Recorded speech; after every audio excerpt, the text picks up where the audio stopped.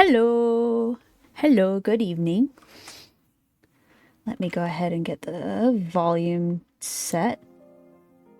There we go. Alrighty. Good evening, everybody. How is everyone this evening? Tonight, we're going to continue on to Chapter 2 of The Crown of Leaves. We left off at a very convenient ending last time because it had just gone to Chapter 2, but we'll see if we do the same tonight. We'll see. Let's go ahead and continue. Ah, yes. The spooky area. Excuse me, I had to sneeze. I think we looked at this last time, but I don't remember, so I'm going to look at it again. This goblin's huge. It looks a lot like a real one, were it not for the button. Can I get any closer to it? The broom might come in handy to clean up in here, but this job's not for me. Somebody forgot about this flower for a long time, too. Useless scrap paper, ordinary old blank pieces of paper. Such things don't belong in dusty pantries. Ooh. Flynn. Why on earth am I thinking of him? I don't know, but he's driving me wild right now. Actually, no, I hate him. But what would I hate him for? The party wasn't a success. We're likely to have had a squabble. Had we had a fight? Worse. And I don't feel alive. I don't feel... Everything's wrong. The walls are closing in. There are no colors, no smells. Ooh, this thing lit up. So Rui doesn't seem to remember what Flynn did to him, which is kind of interesting. I guess we'll see how that goes. If you're reading this, Toshangde, it means you're alive and you've found the Star Theater, your faithful tool. Use it when you see the stars. Follow the light. It'll show you the way to the Slow's exit. It's Bo. Bo, old chap. Thank you, Bo, much. Rui, is now really the time? If only you knew. If only you could understand what a relief it is to hear that you're alive. It's no easy thing to believe in this when all your senses are dulled. Eyesight and touch are all that has remained. Possibly hearing has too, but except for the stars, I can't... Bingo! The stars! How could I forget that I'm able to decipher constellations? What's this? That was spooky. I guess we'll look at it. The weird black liquid filled the exit. I won't risk touching it, especially with my bare hands. So we need to use the thingy key items. Use that on it.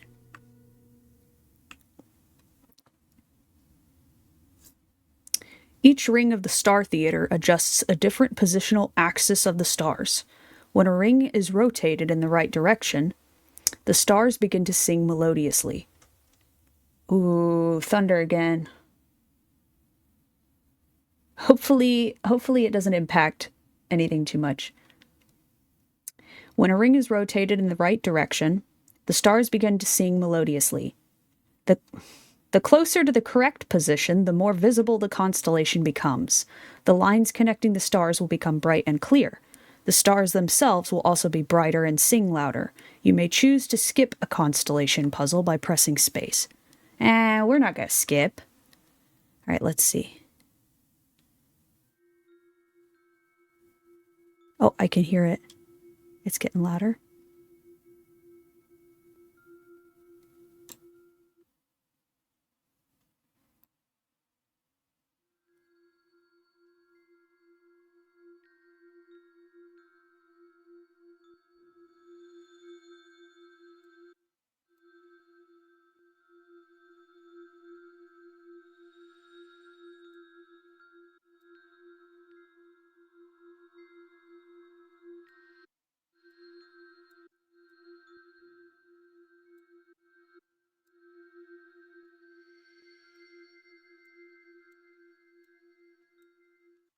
How do we know when we've done it?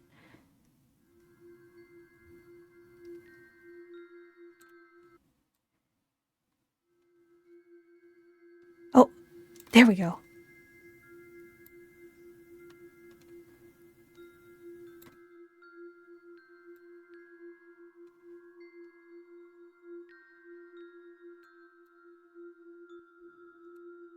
Ah, I think we got it.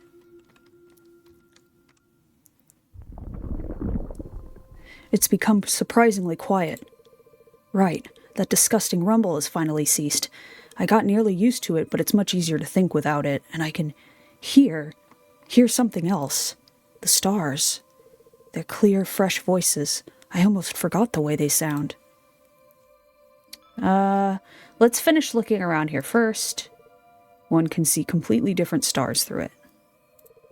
Stuff boxes, without any marks or inscriptions. Everything's wrong about the number 27. Interesting.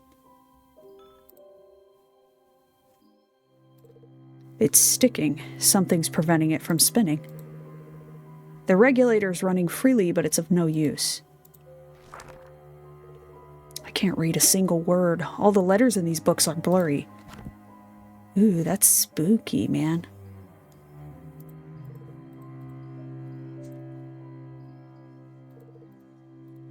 I feel like there must be something to do here, but I guess we'll have to go forward first.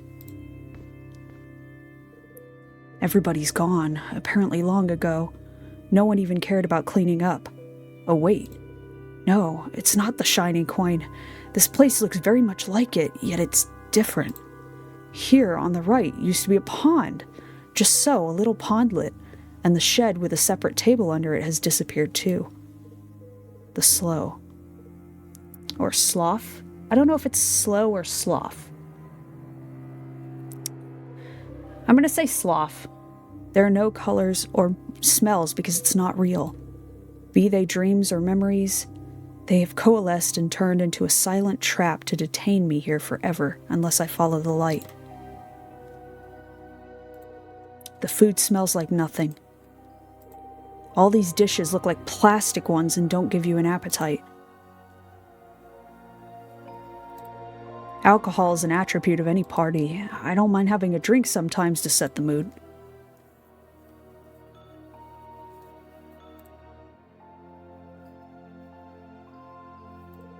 What are you staring at? Oh, what's this? Back then at Tigladera, I wanted to try everything served on the tables and pour myself a glass of juice from this decanter. But now I don't want to eat or drink. And what is this coin? It's soldered in firmly. You can't get it out with your fingers. Okay, so we'll need to find something to pry it out with, I guess. These are merely leaves, not eyes. Just leaves, I can see. I never sat in this armchair, and now I don't want to. Ooh. The sound design's really good. A firm and immovable dough jigger. It's impossible to wind it, and if I push it a little more, it'll fall off for sure. So this is not a piano. There's only the base of a piano, but the rest is parts of a machine. I can't imagine what it's intended for. Apparently this lever pulls the whole mechanism into motion. Ugh, it's not moving. The ink looks weird. The stars aren't reflecting in it. Interesting. The branches have entangled the whole piano as though they wish to take it. Mine, they're saying.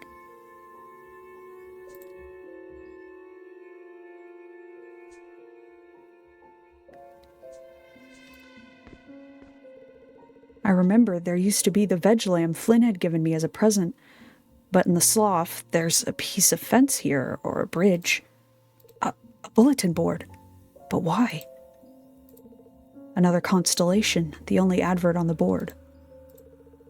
An eternity wouldn't suffice for me to be able to scramble through the windbreak. Don't feel like letting me out of here, sloth? There's coral over here, it's a bad sign. This is definitely a bulletin board, and it's definitely from Hill Camp. The only things missing are posters, ads, and the lamp. Okay, so we'll go ahead and use this on the constellation.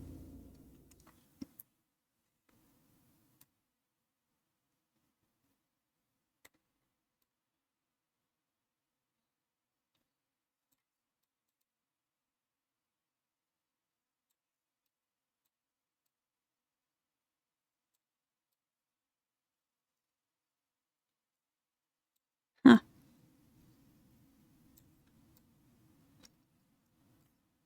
It's weird, I can't, like, hear anything. I hope it's not glitched.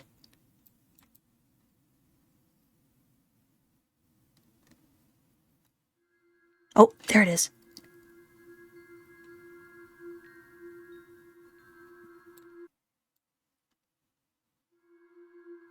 Oh.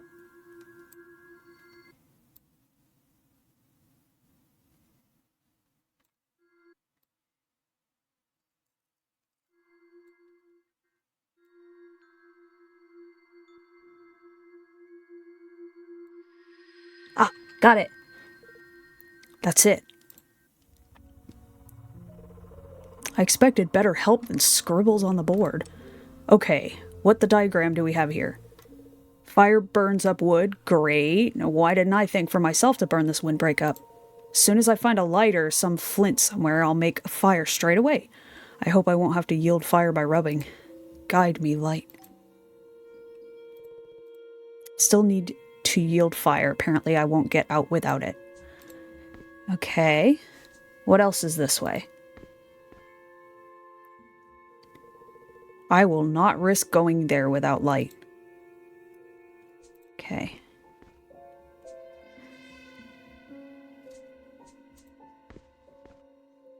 Ooh, that's spooky. Oh, there's more constellation. More ink. Okay. Another constellation.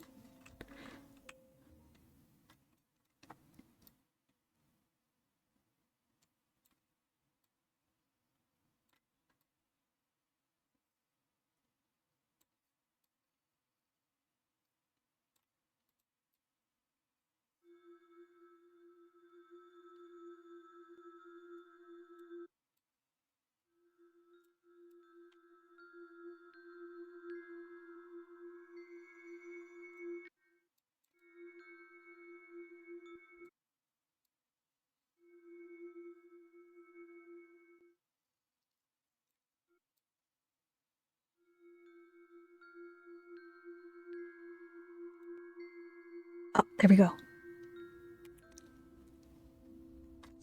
Okay, so we can go in now.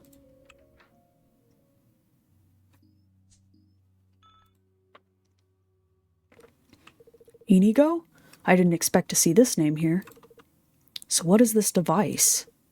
A life projector. A life projector. That's an odd name. Projector. Constellation. A kettle. What's this supposed to mean? Styria, damn it. I wouldn't be so happy with a simple teapot. But this is an advertisement for an entirely different product, right? Not an ad for a teapot or this winged girl. The constellation's showing up on the film somehow, and it's supposed to be cut out like this. I've already seen this symbol on a board in the pantry. It means the Star Theater. This is a constellation, evidently. Not quite sure what this is. It's combined with the film in some way. This might be a slide frame. Oh. Okay. The projector is using ink to create things somehow. The instruction is pretty simple, but I need materials. Oh. Okay. Spoopy. Nice decor. Hi, buddy. Someone spent a good time watching film strips and scarfing down popcorn. But who? Okay. Let's see. Oh! There's a knife. We can pry free the coin. All the signboards are written in the language of the holy. Ordinary vending machines in the language of the holy out of the blue? I've never seen anything like them. These symbols must mean something.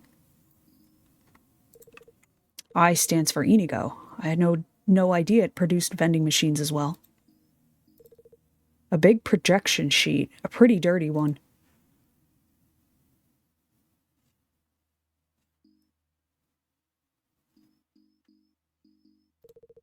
These are the coin receiver and the coin change. These symbols must mean something. So this is a life projector. I should examine it properly and figure out how it works. A vial with ink. It must be where it gets inside the projector from. A slide tray designed for one slide. There's a frame inside. It appears I can take it. Slides are inserted into these frames. Following the instructions, first I should buy film at the vending machine and then print out the constellation on it. But how? I bet the coins are what we need for that. So we're going to have to go pry that one coin out. I see no buttons on other than this one. It must be the one that starts the projector.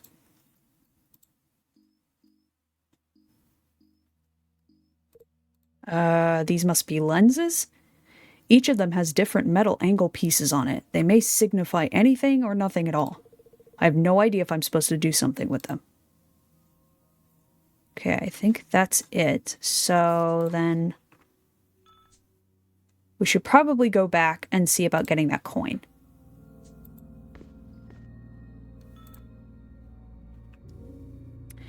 Hi, Frostbite! How are you this evening?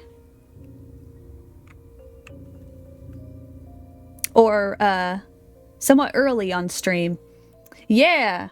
I mean morning for you, rather. How are you this morning? Da-da-da-da. Doing good. Thanks for asking. No problem. Glad to hear you're doing well. Cling and the tokens in my pocket. Okay, so we've got the moon token. I wonder if there's others that we need to find. I'm sure there are. I don't know where they'd be, though. I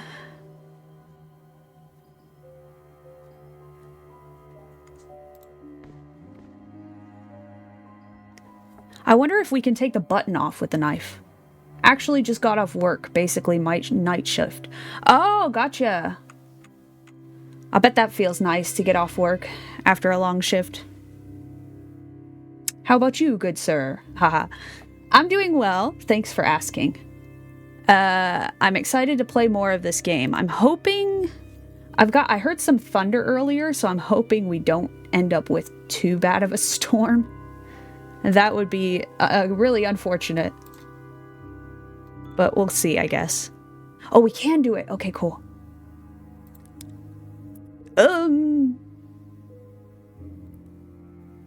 That was really nasty. What in the world is that? It seems as if the head is genuine. Nope, I don't want to think about it. And that button looks completely normal, a wooden button. Nothing unusual. Yeah, 12-hour shift sucks. Gosh, that's such a long shift. I'm sorry that you have to take that long of a shift. My goodness. Looks even worse than before, but there's no putting that button back. That's nasty. Let's see, what else? I know this thing said it's sticking, so I wonder if we can open it with the knife as well. Oh, we can. This knife is really useful. Another token. Playing hide and seek, I'll find all of you and feed you the vending machine. So that's like the dog token. Okay, interesting.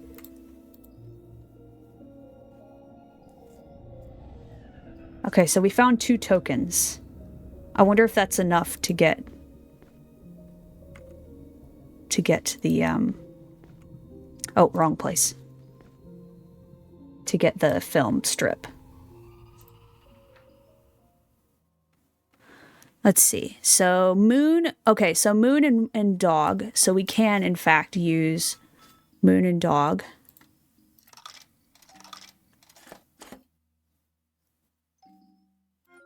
Oh, we got the film.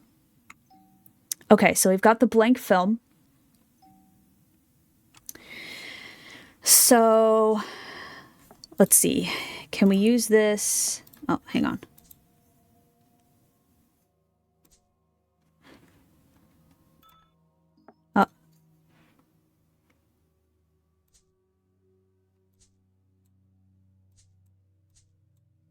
Okay. Oh, I didn't realize these had little notes on them. I probably should have been reading those. Oops. Button. Features made of wood. Looks at you reproachfully. An eye, I mean a button, that has been part of the goblin's head until recently. Half of the strings once holding it in place remain inside the empty orbit, and now something's oozing out of it. Just thinking of it is disturbing, let alone holding this button. Blank film. Features. Cut to 38 frames. Perfectly fits the empty frame. I have never developed a film in my life, but apparently it seems like I will have to. I've heard that this process requires different tools and chemicals, knowledge of development time, and the skill to maintain the exact temperature of the solution. Yeah, some handbook or any piece of advice wouldn't hurt in this case. Or possibly it can be done a different way, by the Sloth's rules. Whoa, this is so far from what I had played. Like, I'm at the part where our main character got lost in the woods. Oh yeah, there's probably going to be lots of spoilers. I hope you're okay with that. It was quite a jump. It got very spooky very quickly.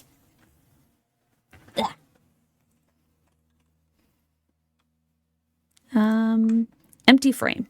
Features. Fits in the palm of your hand, has a price tag on it.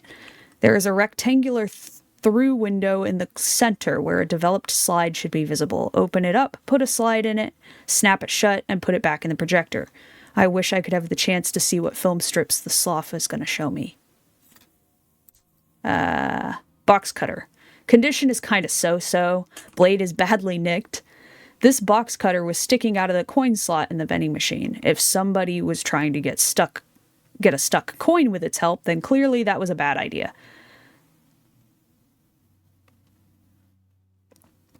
The blade looks lousy. It would be worth breaking it off and pushing a new one, but I'm afraid the knife would fall apart after that, and I don't have another one. Very true, Rui.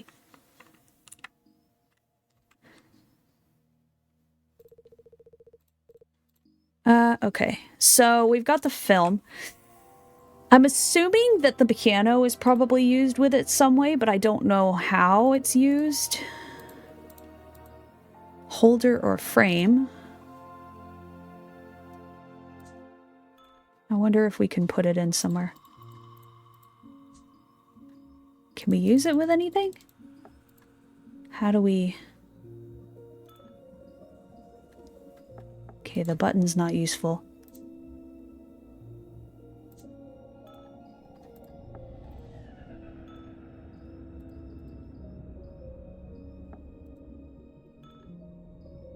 Huh.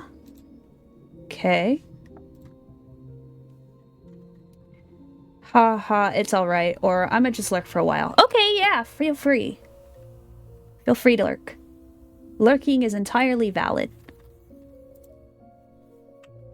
Definitely don't want you to spoil yourself if you'd rather enjoy the game. Oh!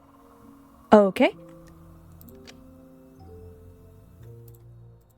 Inventory updated. The Star Theater's fitted perfectly. It's the Sloth's film developer, some printing press, or some other gizmo. It has the Inigo logo on it. Okay. So I wonder, can we put the... Where do we put this then? Oh! Okay.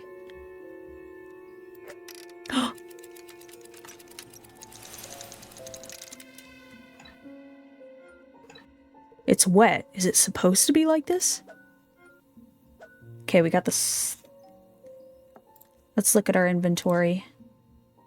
It's all the film that I had, and it's stained with ink. This darn piano used the whole film for a single constellation. There's no more film left, but there are almost 40 shots with the constellation that I found on the brick wall in the pantry. Most frames are light-struck or overshadowed. There must be at least one good shot among them. So we probably need to cut it. Can we... Oh! There we go. The constellation is readable. It will do. Okay, so we've got this. And we can put that in the frame. Okay, and now we can go back to the room and put it in the projector. Okay. Oh!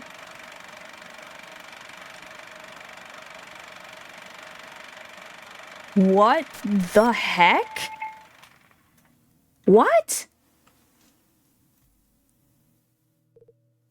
What did I just do? This box flew right out of the screen. And it's real. Okay. Use the item to open the box. How do I use it?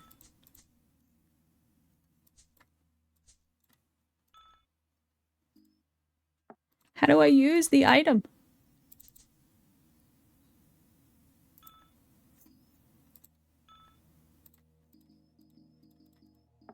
I don't know how to do that. Use the item to open the box. How do I use it? Is there like a help thingy? How to use an item?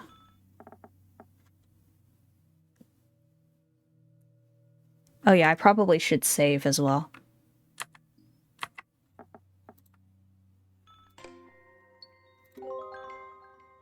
Okay,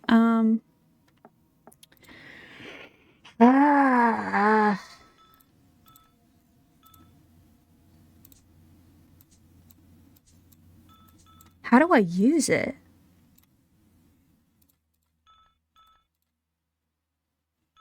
Oh, okay, sure. And inside of it are tokens again. Okay, I got a moon token, a bird token.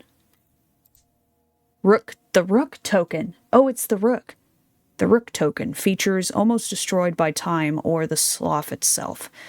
This is a token with an image of a rook's head. The droplets at the top of the image hint that the head is cut off. Is this the rook? I think it is. The moon token, massive like a medal, surprisingly lightweight. Seems to be metallic because of the shiny coating, but it is clear from the chips that this is not so. I could swear this token has the same scoring as the previous one with a moon, but it weighs more. So is the same coin or not? Interesting. Okay. So we got the tokens.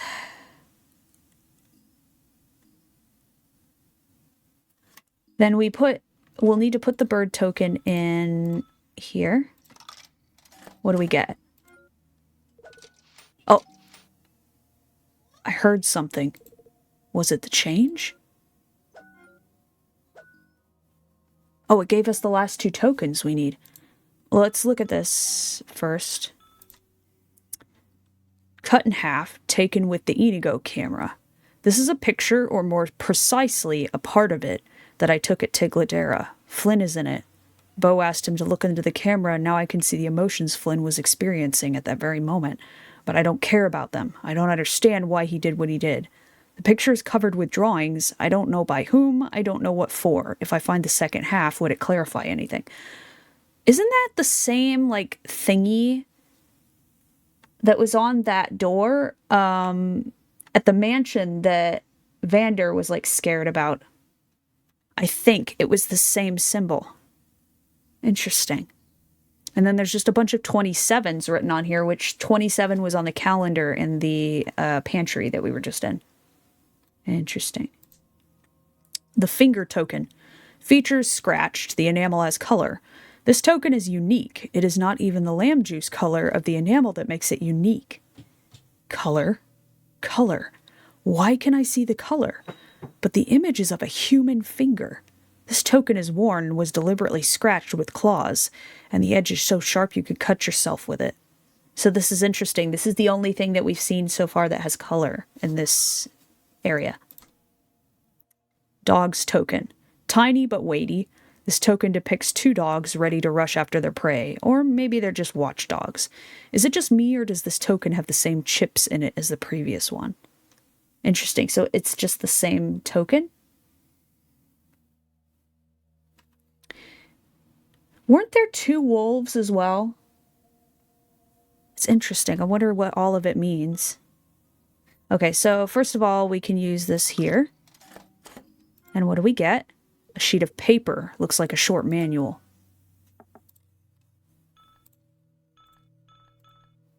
Oops, I forgot. Prepare the body. Put the head back in place. The head must see. Place the end item in the tray. To confirm, decipher the constellation. Proceed to the memorial room. Am I supposed to assemble some kind of creature? Certainly not, as if I have nothing better to do. Or should I try to solve this riddle after all? I don't know what to do anyway. The head must refer to the goblin. That's kind of spooky, though. Okay. And then we'll put these in here. We got another film thingy. Okay.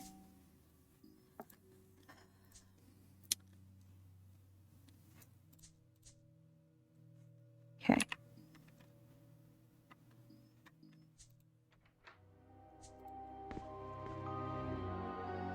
Let's go back to the pantry, I guess.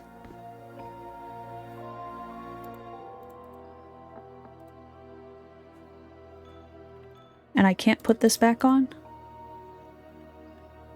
Can I take it?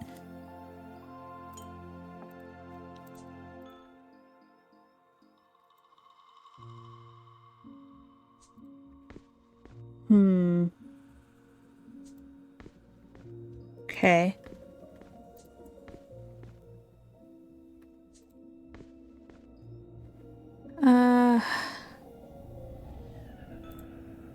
I guess we'll just do the same exact thing we did before with the, the Star Theater, and then this, put that in there again. Please let this be the thing I need, please.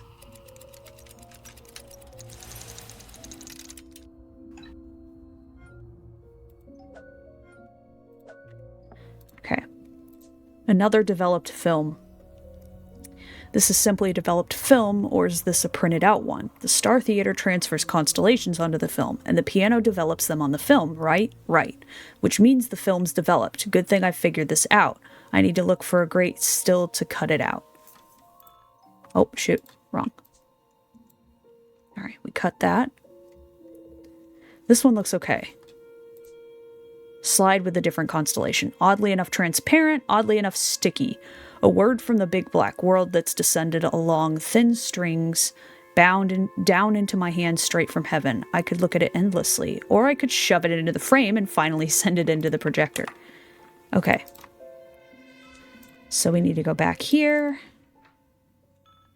We need to take the thingy out. Okay. The slide has disappeared, but the frame itself is perfectly fine. I can use it again. All right, and then we put this in there.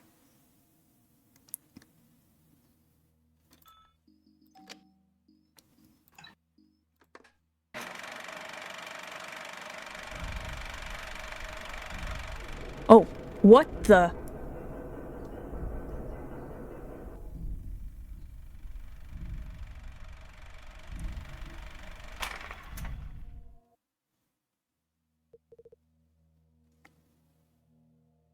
What?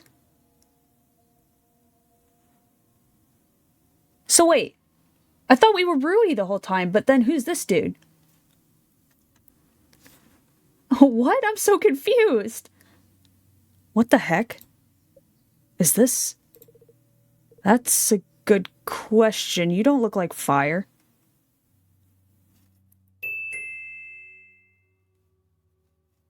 Oh, hi! Hi, hi! Hi, Oak. Thank you so much for the raid. I appreciate it. I appreciate it. Thank you so much. I appreciate it. How we doing? Doing well. Doing well. I'm playing The Crown of Leaves currently, which is a visual novel / point-and-click game. Deer attack. What were you streaming, Oak? Did you have a good stream?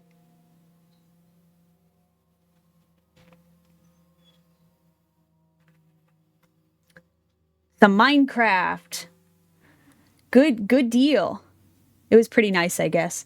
Minecraft's one of those really nice, relaxing games to stream, I feel. I killed Oak in Minecraft. I made him make a diamond hoe. I'm so evil. No! Terrible. That's like the worst use of diamonds you could possibly have. Oh my gosh. Oh my. But thank you for the raid.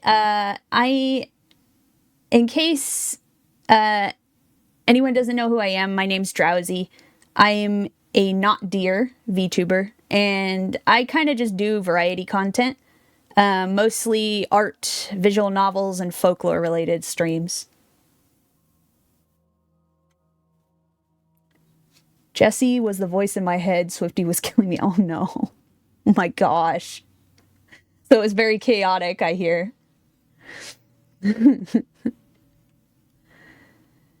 Alrighty.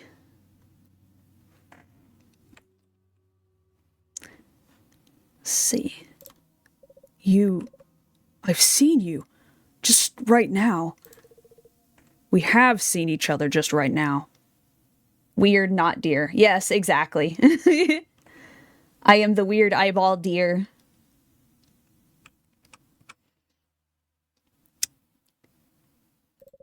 But just a second ago, we were in a different place. It was cold in there with stars all around. Then, all of a sudden, you appeared and grabbed me by the hand.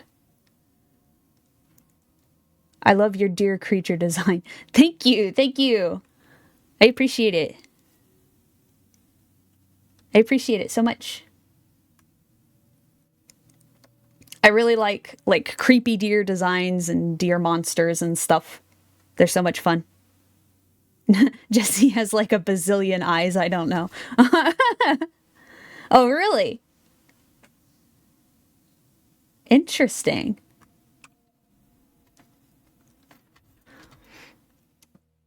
So not quite a deer then. That kind of sounds like a not deer. I love eyes. That is entirely fair. Lots of eyeballs. Can never have too many eyeballs.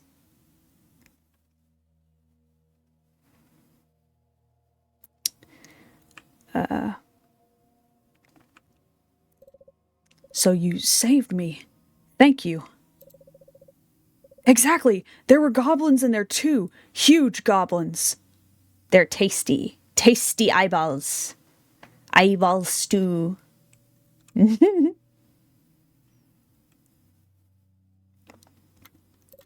They dragged you away and I was afraid you were done for. Are you okay? I don't understand what you're talking about. No one dragged me. You see, you caught me at the height of creation. I was about to create flame by means of this great invention, a life projector, but a lousy Sahash came out, and the projector went out as part of the bargain. And now I have no idea where I can get a new projector and new materials to try my luck once again. Seems I'm in a deadlock.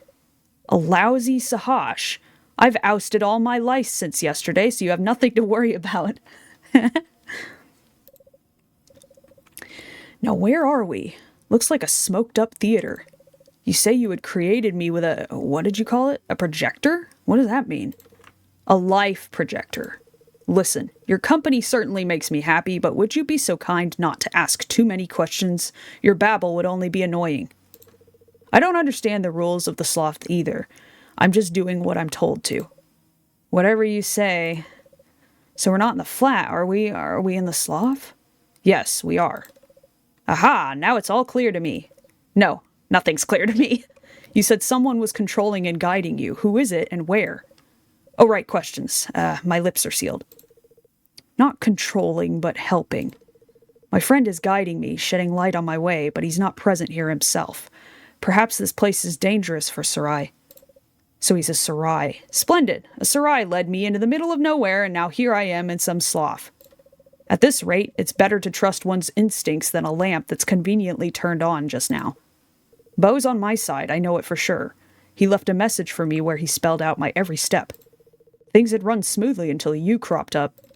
It's strange that your friend left a message in a place where you didn't expect to find yourself. Wait, Beau? Yes, it's my friend's name, Beau. He's from the Sawalakan clan, though how would you... He's just the one I know. He's a friend of mine, too. As a matter of fact, that was clarified about half an hour ago after Dode and stuff that had been explained to me. Dode? You've got to be kidding. You just can't know about that. However, tell me, what else are you aware of? Beau, the shuffle. Flynn? There's no wound, but he stabbed me right here. I was dying. Sarai surrounded me and tried to help, but it was too late. So am I dead? The slough is another world, isn't it? Who are you then? Now then, step back and keep your hands in plain view, understood? Damn it, I've created a freaking doppelganger with the life projector. So they're the same person, only in like different alternate dimensions or something. That makes sense, I guess. They do kind of look alike. Hey, take it easy, buddy. Can you hear yourself? What doppelganger are you talking about? Do you want to kill me? No dice. It's quite a sober thought. I've probably overreacted, but I'd rather be vigilant. I may be going too far, but only a little. One does not simply emerge from the void, appropriate my memories, and demand trust in return. Trust is the very thing I don't demand. I just suggest helping each other. Wouldn't it be the best decision to stick together? So that you can stab me in the back when I least expect it? No thanks. Do the math. Why should I kill you if we're not alive at all? That's a good point, Rui. No, he looks so sad. Look at his face. He looks so sad. I sleep. Okay, have a good sleep, Oak. I hope you have a good rest. Thank you again for the raid. No, that can't be true. I was told right away that I was alive, though I thought the contrary. I bet you want to get out of here no less than I do, so let's team up. I'm anxious to return home, but I want to complete my order even more. At the thought of the deadline, the hair on my tail starts turning gray. Only Rui would get stabbed, thrown into a dimension that he has no idea what it is, and then meet his doppelganger and still be worried about his frickin' bracelet commission. Rui, you have more important things to worry about right now. Like, you know, the fact that you're kind of like stuck in an alternate dimension with your doppelganger. All right, I suppose you're telling the truth, but don't be in a rush to be floating on clouds yet. I'm watching you. Keep your eyes peeled indeed. I need fire to protect myself, but against what or who? Against this jerk? Okay, so we can talk to us. There are Inigo appliances all over the place, but something's different about them. Bye! Bye-bye! How did they even get in here? Has Inigo sponsored our journey? These are old Sarai facilities nobody's used in a long time. I've heard about them from my father. You're mixing things up. Inigo produces photography equipment, and it's certainly not Sarai who do that but mortals. You're too clever by half, I see. Come on, be happy that I'm with you. Who else will tell you travelers around the flat like taking credit for others' work? Then why did Beau say, "Don't mention Beau to me, doppelganger. Don't you dare." Well, who is he? I should question him about who he is, but I already know he's a doppelganger, so that's not interesting. Wow, okay. How did he get in here? Maybe I should ask him how he got in here? What for? I've created him with the life projector, end of story. This guy's kind of a jerk, just a little bit. Must be boring to be you. This is a good thing to talk about. But boring. Mortals, on the whole, are boring. Okay, so this guy's not mortal, then. He must be a Sarai.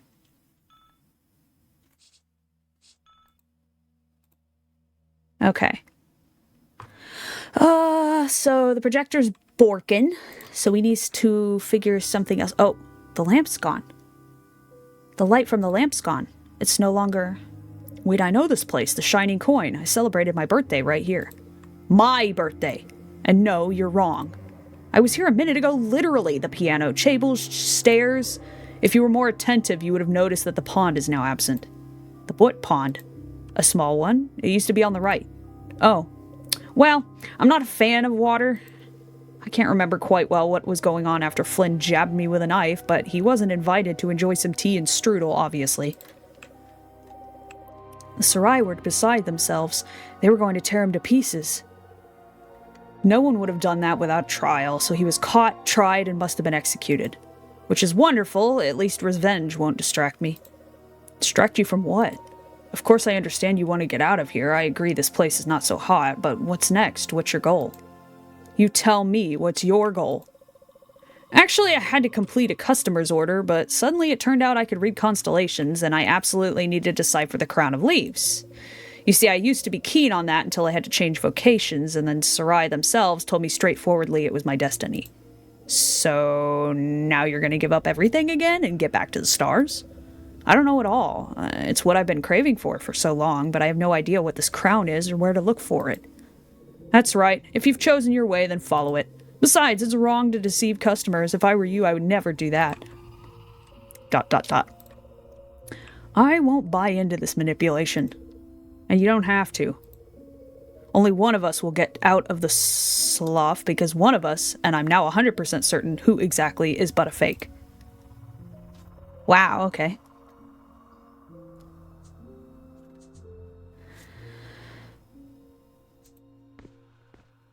Okay, so I guess we can go to the pantry again. Looks even worse than before, but there's no putting that button back. Oh, so it's interesting. So now that we know that the one that we are currently playing as is Human Rui, it actually shows his face during the dialogue sequences, even though they're the same ones from before. That's pretty neat. That's a neat detail. I like that a lot. Everything's cobwebby. Okay, so... let's see then. We need fire. What do we have in our inventory?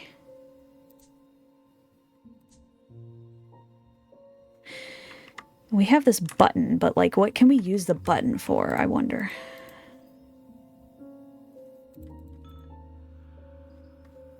Can we put the button... Wait, that was so weird. Wait, what's... That's weird. Look at that. Huh.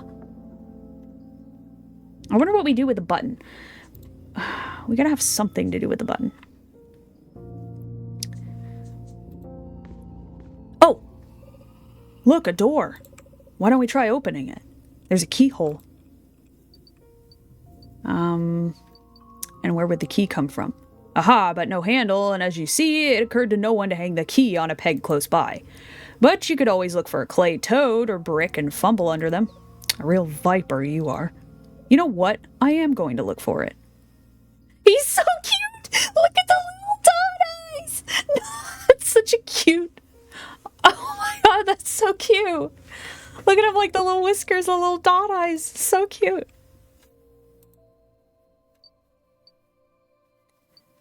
Oh my gosh, too cute. There are keyholes for every taste, big, large, giant, and they're all fake. This keyhole is much smaller than the rest, and it's so humbly standing aside too. I won't be surprised if it's the real one. The bell tree. Bo swapped it for the Inigo camera for me. For me! You have nothing to do with it. Is that jealousy? Just a small clarification, since you have nothing to do with my story. Hey, cut it out. I know what you're thinking. Why are you so obsessed with this doppelganger theory? Do you have any better ideas? For instance, we could be the same person, but from parallel universes. Or Flynn could be a maniac killer who time after time picks out mortals similar in appearance and impresses on them that they're amnesiac kiddos. Do you think Bo is a maniac too, who tries to find friends according to the same pattern? Speaking of that, Bo and Flynn could be in collusion. I know Bo better than you, doppelganger, and I know he'll always be on my side, so quit barking. I don't even know what gets me more, the fact that you're calling me your mad twin or your hints that I'm an animal. I'm not hinting, you are an animal. I suggest we get back to keys and doors. I have a shovel. In some cases, it can work as an exquisite master key. Watch carefully. This is... what? How? It can't be. The sloth cannot obey you. I think it can, though I'm not too sure about it myself. That was honestly kind of satisfying with how mean this dude is being. Alright, so let's go forward then.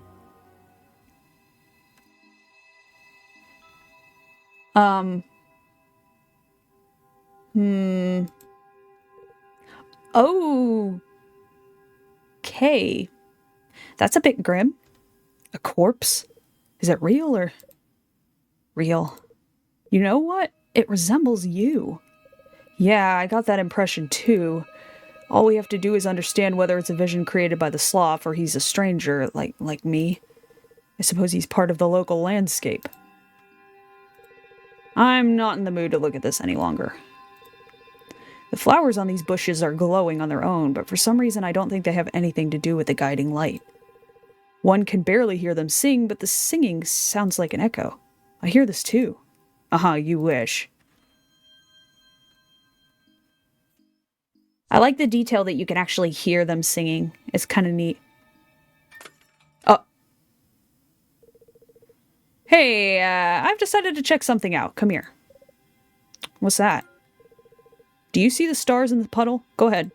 You mentioned something about your destiny. We're gonna test it now. And what should I do? I don't get it. Oops, can't the doggy read constellations? Were the Sarai mistaken, huh? This guy's such a jerk. Take your toy, you junk hole. And will you stop your xenophobic jokes already? I just can't stand listening to it. I've had lots of pals among humans, and none of them were such a freak as you are. Then you are convinced now that I'm the only real star reader? Yes, I am. It appears I'm not a doppelganger then. It appears that is so. I was wrong. Stuff happens. It was as if it was running away from the lamp's light, but it changed position once the lamp had gone out. However, the ink didn't act this way in other places, which means it does not fear light. Okay, so we need to decipher.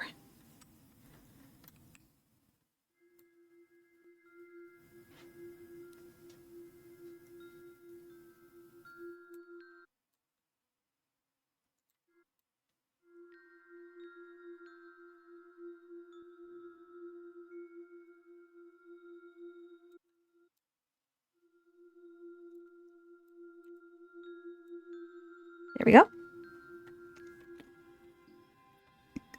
Oh, it's a staircase. Interesting. I'm not a great art connoisseur. A low and uncomfortable desk. I swear they're made exclusively for shorties like Flynn. Perhaps this is his desk? I remember this secret compartment in the top too well. You push the lid for it to go up. It's locked, certainly. A rooster with a sewed-down head. The fellow's obviously in the fighting mood and ready to use its spurs if it weren't dead, huh? I wonder if you can... Okay. So this is not something that I mess with. Sealed-up wardrobe. The word on the ribbon is written in the language of holy, but it's familiar to me. Sarai often write it on the city walls.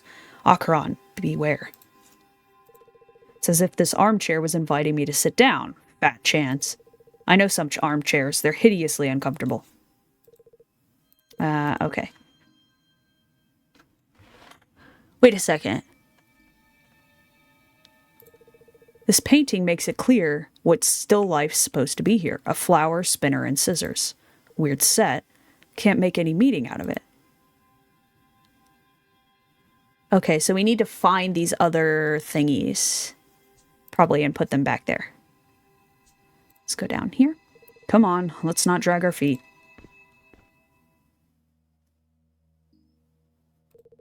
Box full of useless junk. Familiar junk. When I was a kid, each of these toys was real treasure for me. It's kind of funny that children get too attached to things. This is supposed to be in the still life group. Taking it. What are we actually trying to find here? Fire? The sloth's exit is blocked up with the windbreak, which, as the instructions read, has to be burned up if you want to get out. There's plenty of trash in this basement, and we might find something.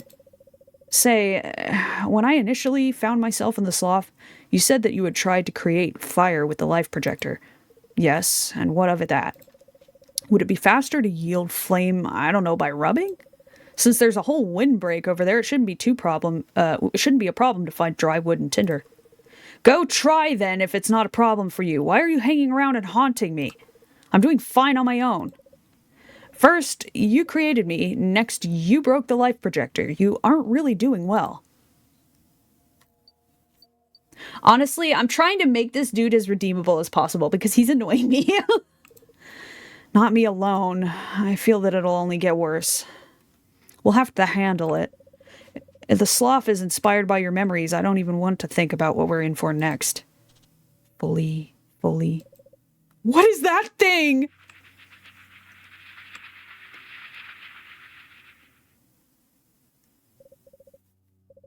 What's the matter with it? It's behaving weirdly. Is that a goblin? It kind of looks like a goblin, but it's made of, like, ink. Seems it doesn't intend to attack us. Have you, been wounded? Fully. Is this Sarai language? I'm giving it a cute voice because it's cute. No, it isn't. Not Parban either. The greatest folly, the greatest reason, folly and imprudence create a beautiful world. We lose the name in the depth. Of ink are we created, and to ink shall we return. Our deeds are ours only partly. The rest we do under the influence of her words. What do you mean? Who do you mean? What ink? Do we consist of ink? But it's nonsense. Ink is simply a name. It's blood. Not only Sarai's blood, but also the blood of everything that exists it's used to create. I now have lots of questions. Yes, we'll sort them out later. Well, if you need anything, just say. My name. We don't know it. My master. Is he that dead Sahash upstairs?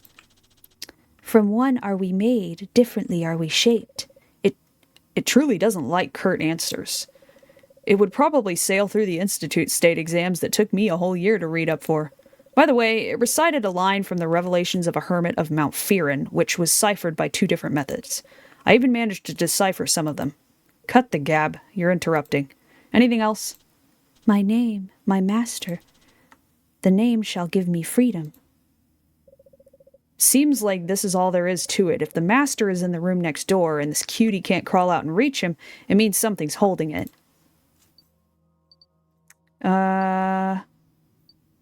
What if the frame is its fetters? Maybe we should try shattering that frame over there which sticks out from. You do have a shovel. If you want to try, go for it, but I think that will do us a fat lot of good. Yeah, I guess you're right. Then we'll have to look for other options.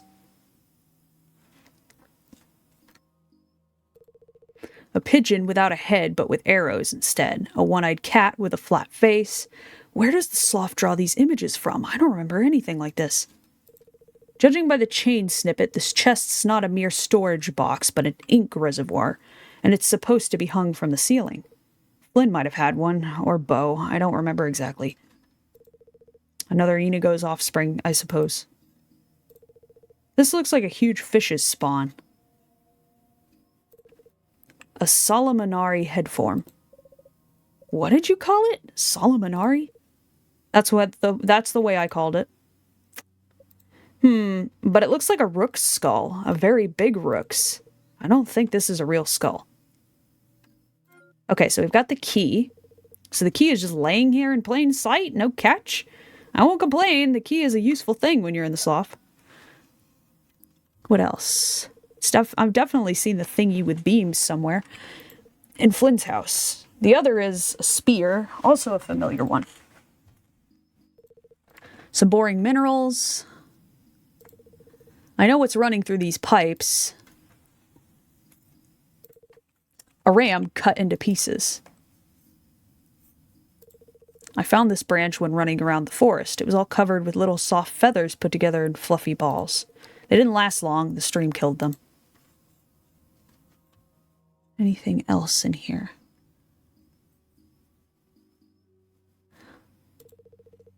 Okay, so we have one of the things.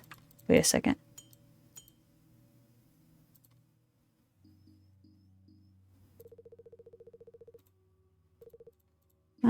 Alright.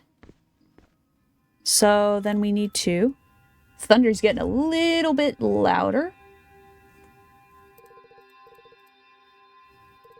Wait a second. What about the key I found in the basement? I skipped through it because I thought it was the same dialogue. Flynn was hiding his gardening notes in such a compartment. Ha! Like anyone other than himself needed them. But what's the sloth hiding from me? I want to find the key. Wait a second. What about the key I found in the basement? Alright. We'll use the key.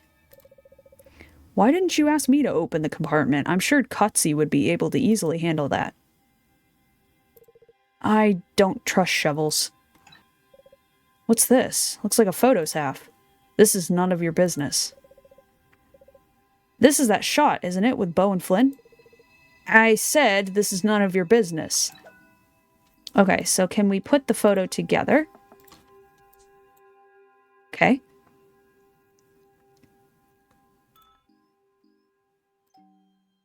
So we put the photo, not finished yet. We put the pinwheel.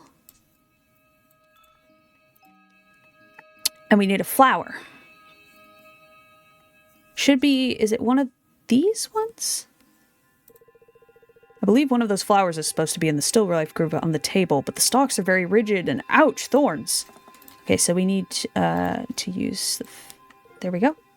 I've never been fond of gardening. It's messy, a waste of time. As part of the bargain, only Sarai can do such trash.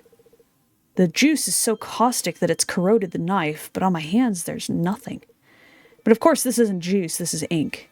Okay, so now we can put the flower... Wait, we gotta look at it first. Has sharp thorns, glows almost imperceptibly in the dark. 4-petal bud encircled with a crown of feathers. Oh. It's the Mir Oak. It's the Mir Oak card. There's some card here. This is a card from a failed collection. It was issued with the magazine. Not interesting. What do we do with it? This guy is such a jerk, man. He's so annoying. I'm sure I'll probably end up liking him later, but I'm just like, why are you so mean to poor Rui? He's only trying to help. Who knows why the sloth gave you this Mir Oak card? Wait, can you see what's written on it?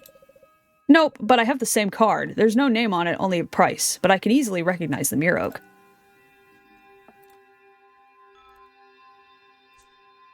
The Sahash said this card depicted Mir Oak, like I care about that. Yeah, he's really kind of mean.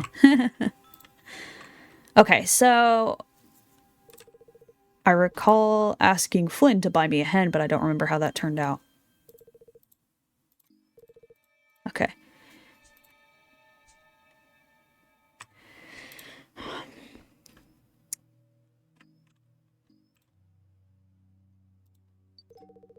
We haven't found your name, but we found this. The name. I'm telling you, we haven't found it. Does it wants to say its name is Mir Oak? The sorrowful king of trees, captivity for Shang, home for the heart. I'm a lock, Mir Oak.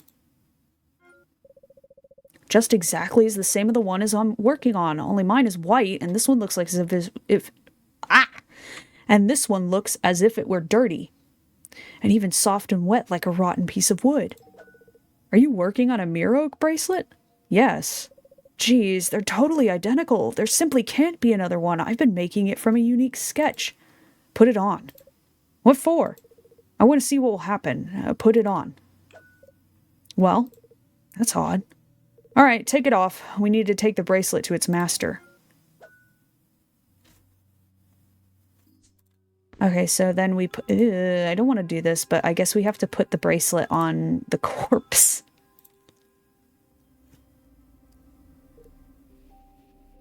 Milosh? Oh! Isn't that his... Is that his, like, uncle, right? His uncle is Milosh. Karyam. I never thought everything would work out, and now I'm happy, my dear friend. And he was able to do that eventually. Milosh, what's the matter with you? I was commanded to watch over the sloth. You were to be reborn soon. But for them, soon is like batting an eyelid. And for me, it's so long. But I was waiting. Who commanded you to watch over the sloth, Bo? Hey, Malosh! It was neither Bo or Flynn. I don't know them. I asked what had become of Flynn, but they said he was dead. Dead? Was he executed? Malosh, listen, what have they done to you? Hey! Karyam, I hear you calling me. I used to come, stand up there and listen attentively. And then I realized it was time, and I walked down the stairs.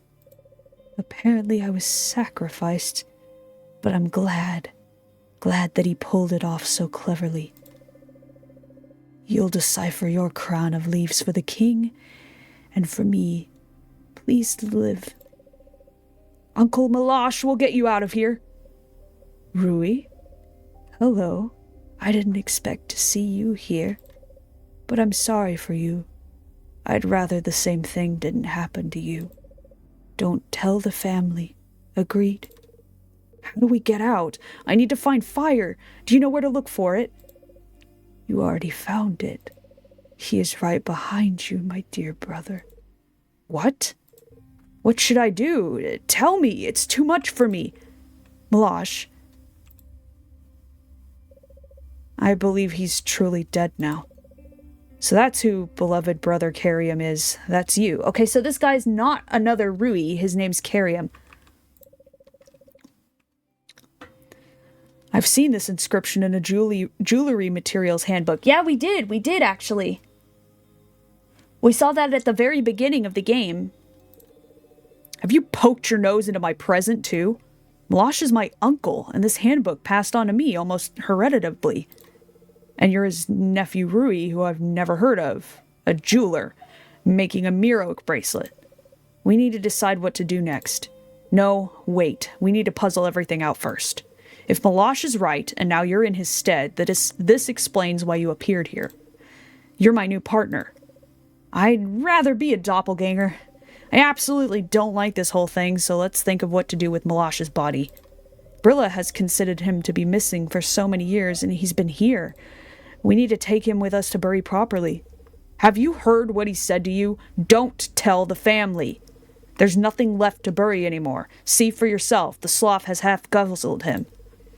Be sure it'll do away with the other half as well.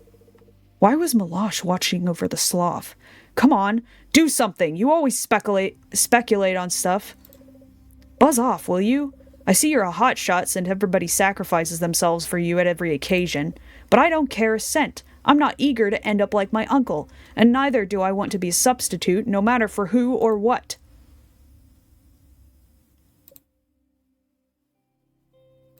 Okay, let's return to the urgent. We still have no idea where to search for fire. Malosh pointed at you. Well, I'm not fire, I'm a lousy Sahash. I should have guessed earlier. Burned film, what could be more obvious? Who are you, anyway?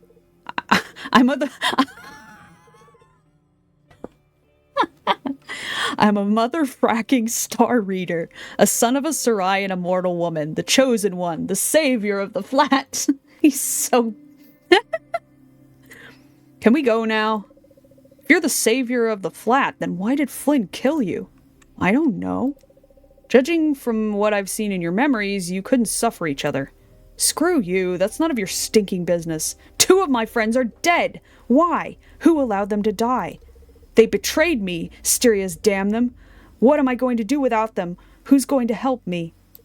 I can't deal with it on my own. I need them by my side. They betrayed me. Betrayed me! Hey, listen. I don't want to listen to anything. Karyam. I don't know about Flynn, but Malosh definitely loved you very much.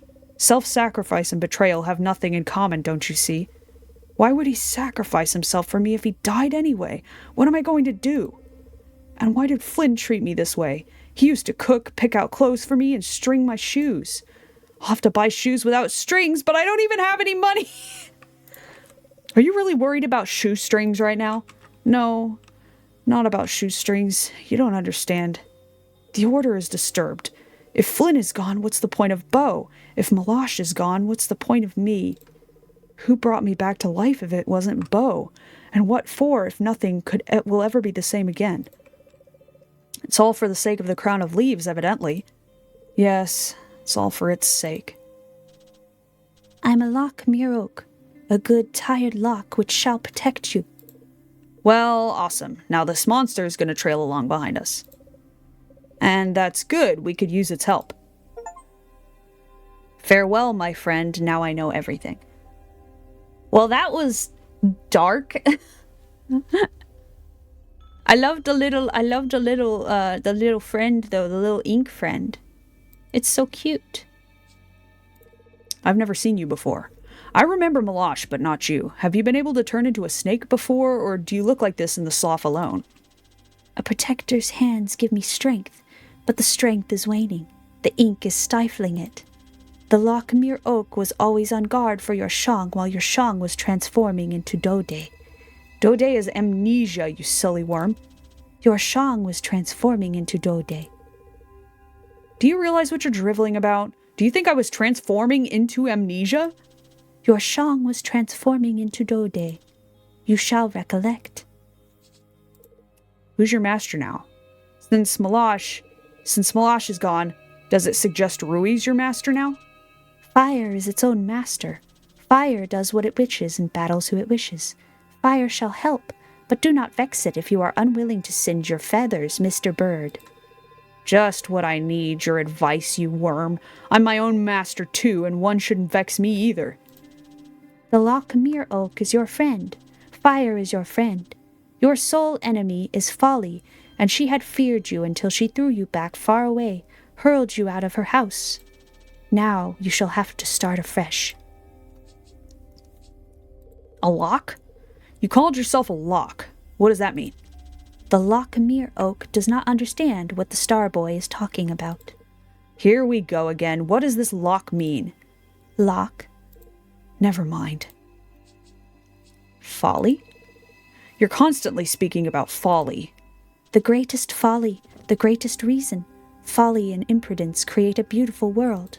Yeah, you've said that already. Who's Folly? The greatest folly, the greatest reason. Answer me, will you? Folly, who's that? The Lockmere Oak is answering you, Solomonari. Folly, the greatest reason. Folly and imprudence create a beautiful world. You are the greatest folly, stupid worm. Who created the sloth? If neither Flynn nor Bo created the sloth, who was it then? The bracelet is unaware of many things. The Lockmere Oak had protected until its body was ingrained with ink, but it has just 2 eyes to see. So wait a second. Is this thing the bracelet then? Maybe this thing is the bracelet. Like, because it's like the same kind of shape, and it's calling itself the Mere Oak. I don't know. It's kind of odd. You have brains as well, so pull up your socks and remember. The Lockmere Oak was created in order to protect, not in order to memorize. You shall recollect it yourself. Leave this place quick. Okay, so we definitely need to get out of here if it wants us to leave. Let's go ahead and leave then.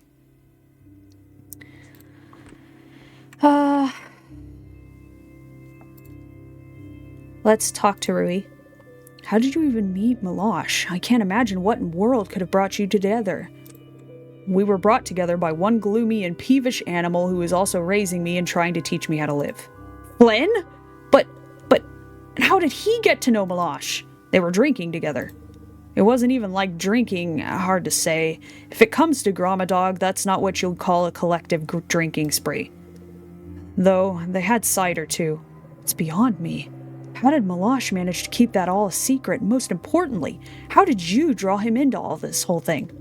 It's because of you that he's dead now, and it's because of you that his family lost him. It suggests he didn't want to live with his family, and he didn't bloody care about that family. And if he died for me, then he did want to. Simple as that.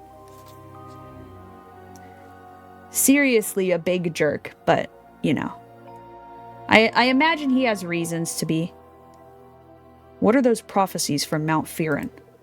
What prophecies from Mount Fearin are you talking about? The revelations of a hermit of Mount Fearin. That's a code with illustrations which was found in a cave on that very mountain.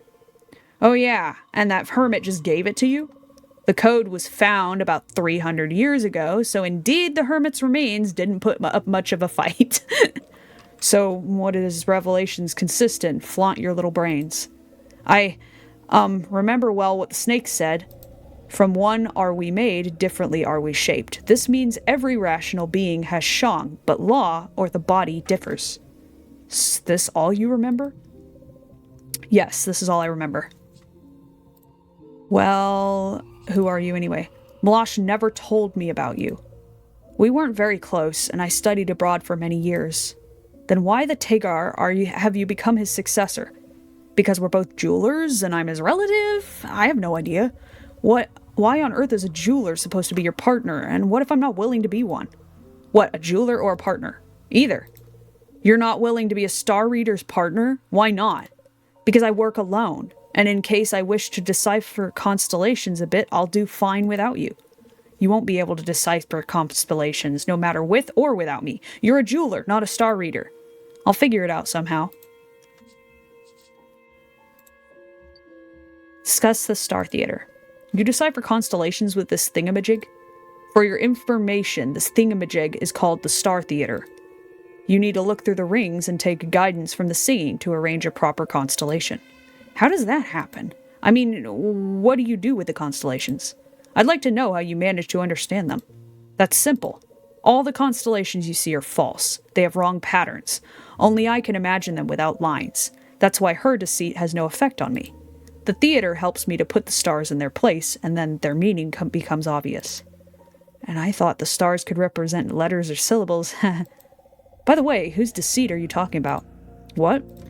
You've just said her deceit has no effect on me. Who were you speaking of? Did I say that? Never mind. Interesting.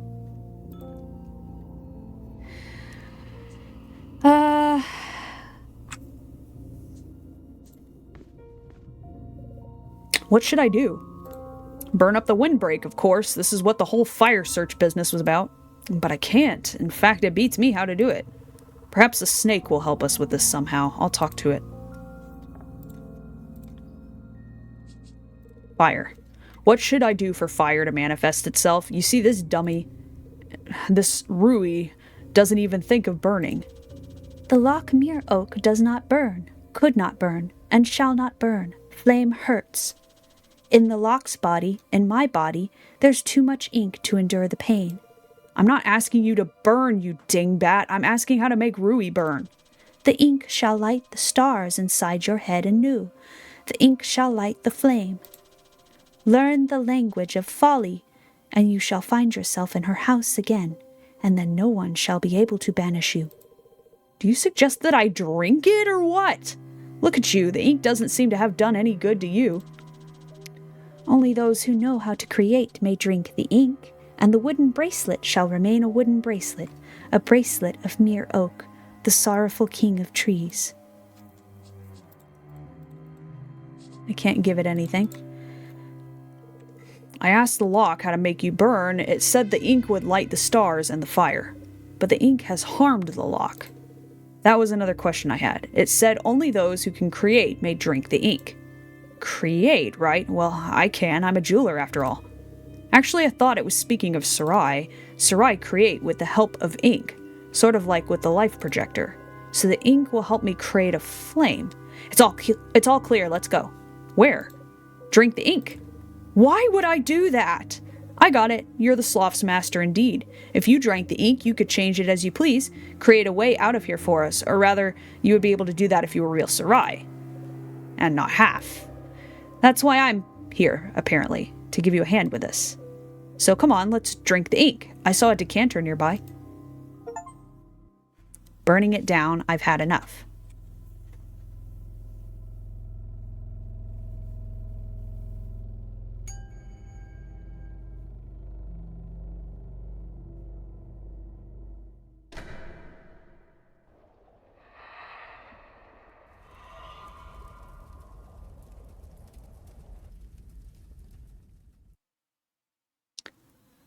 Folly draws near. Folly is angry.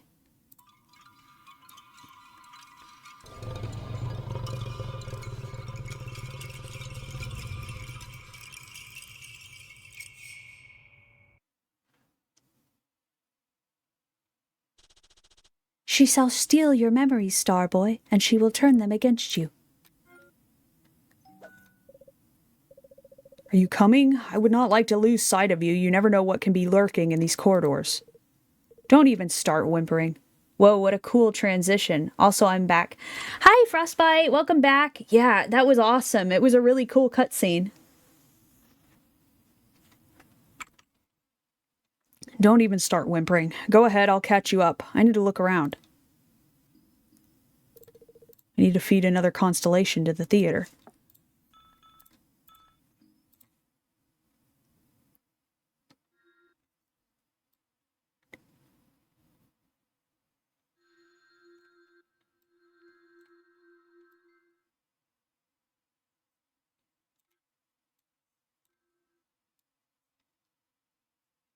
Huh.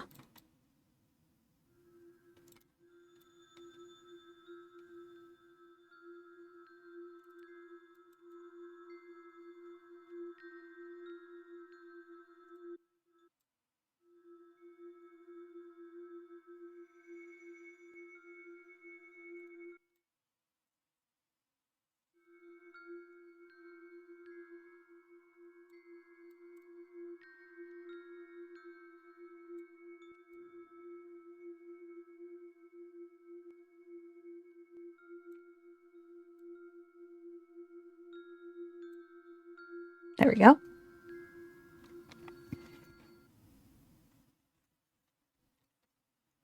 Ooh.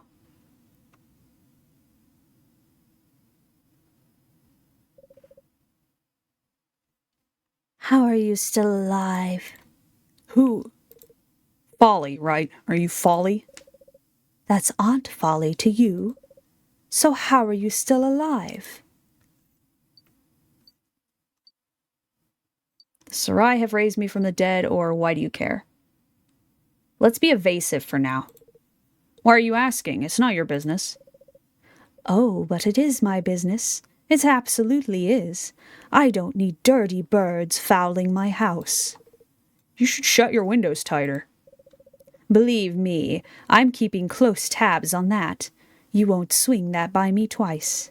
You've already died once. You're going to die a second time, and if you're raised from the dead again, you will die a third time. You're going to die until none of those who are willing to save you are left, and they're already few. The Sarai are still many, you brainless woman. You certainly can't eradicate them all. Brainless woman? That's one way of putting it. But you may also call me brainless man. It doesn't make any difference to me. Though I'm foolish, I create. I create without cease. When you run out of ideas, I'll continue creating and oceans will spread forth. The greatest folly, the greatest reason. I create a beautiful world. I'll be hearing from you, baby. No, sorry, not baby, kiddo. They called you kiddo. Aunt Folly will be in touch. Phone me if anything comes up. Greatest folly, what do you take me for? That was interesting. We can solve some more constellations. I guess we can solve this one too.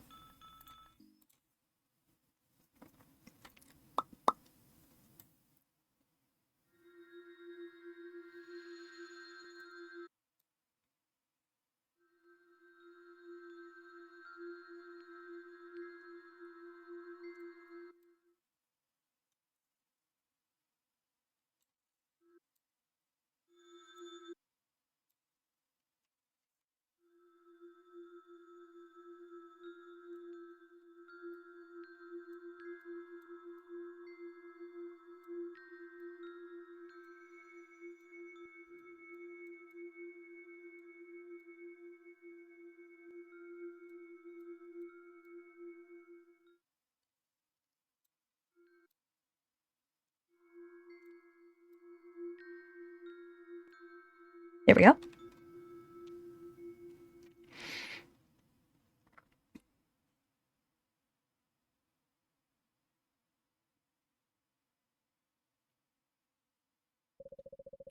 My silly children have climbed up to the roof to hide from the dogs, but this won't help them. Do you want to know why? I don't understand what you're talking about. I'm talking about my children. Anyway, as you can imagine, they aren't going to sit on the roof forever because sooner or later it'll rain, and then they'll have to choose between walking into the dog's jaws or going mad. Oh, wait, I wouldn't call it madness. I'd call it behaving and obeying Mom. Obedient children will do whatever Mom asks. Don't give me that crap. If you have nothing to say, I'll be going and not waste my time on you. You do have bad manners, Mr. Bird. Your friends won't save you. Ultimately, the rain will pour down on them and they will all return to me, and I'll hug and forgive them since they're my children, and good children obey their mommy. And how could you take in a pet and even give it back its name? Now I can't even take it away, only kill it. You have one more friend left, don't you, Mr. Bird? Fear him. Fear all your friends. Hey, are you coming? I can't hear your footsteps. Coming now. Oh, geez. Jump scare.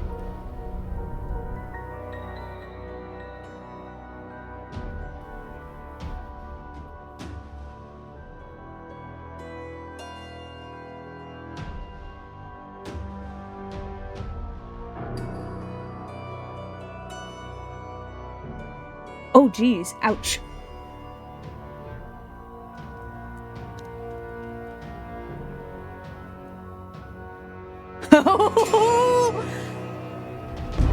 Go, Rui!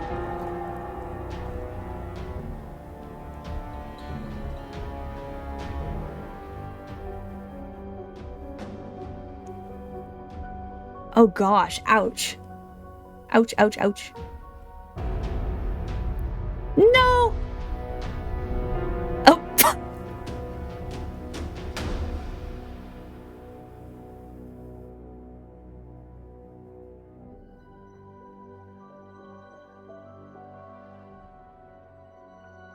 Ah!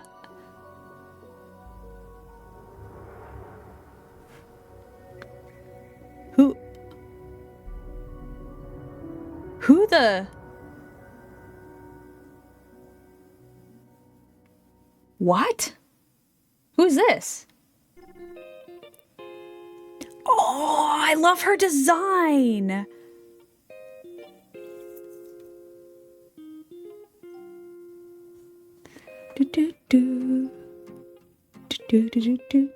Ooh, this music too. Okay, I gotta decide on a voice for this character.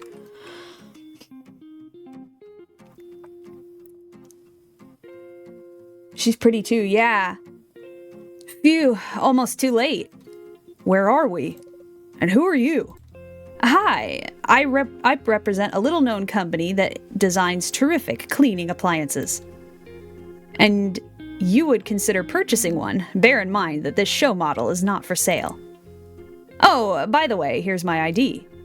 They usually call me Juniver. The second version, Univer, is for those who find it easier to combine two letters into one than pronounce them all. Oh, okay, so it is Univer. Not Juniver, Univer. To the point, I hope you have no doubt that I've saved you both from death. I dread to think what you have done without me. How did you know? Oh, it's quite the story. There's a guy who wishes you, or him, to live. And which is which, I need a certain kiddo. That's him, and I'm here just for kicks, accidentally. He needs help! That monster's bitten him! What? Has a letter eater nipped at him? Ah, Tiem Brahma, just my luck. Will he die just like that? Also, he told me he has Sarai blood. He'd do anything to show off. No, he hasn't lied to you, which is exactly why he's in danger. If you were nipped at, that wouldn't be much of a problem. But the letter eaters don't bite mortals. Redbloods. Do you understand? No, I don't. What? Why are you looking at me like that? You're a Sarai, I guess. Right, never mind what will become of Carium. Are you a Sarai, or half Sarai, or 100th of Sarai? What kind of half-breeds party are you having over here? I'm a traveling saleswoman, cruising around from camp to camp selling goods. Then I was asked as a friend to drop in here, and so I dropped in. I love her design. Her design is so good.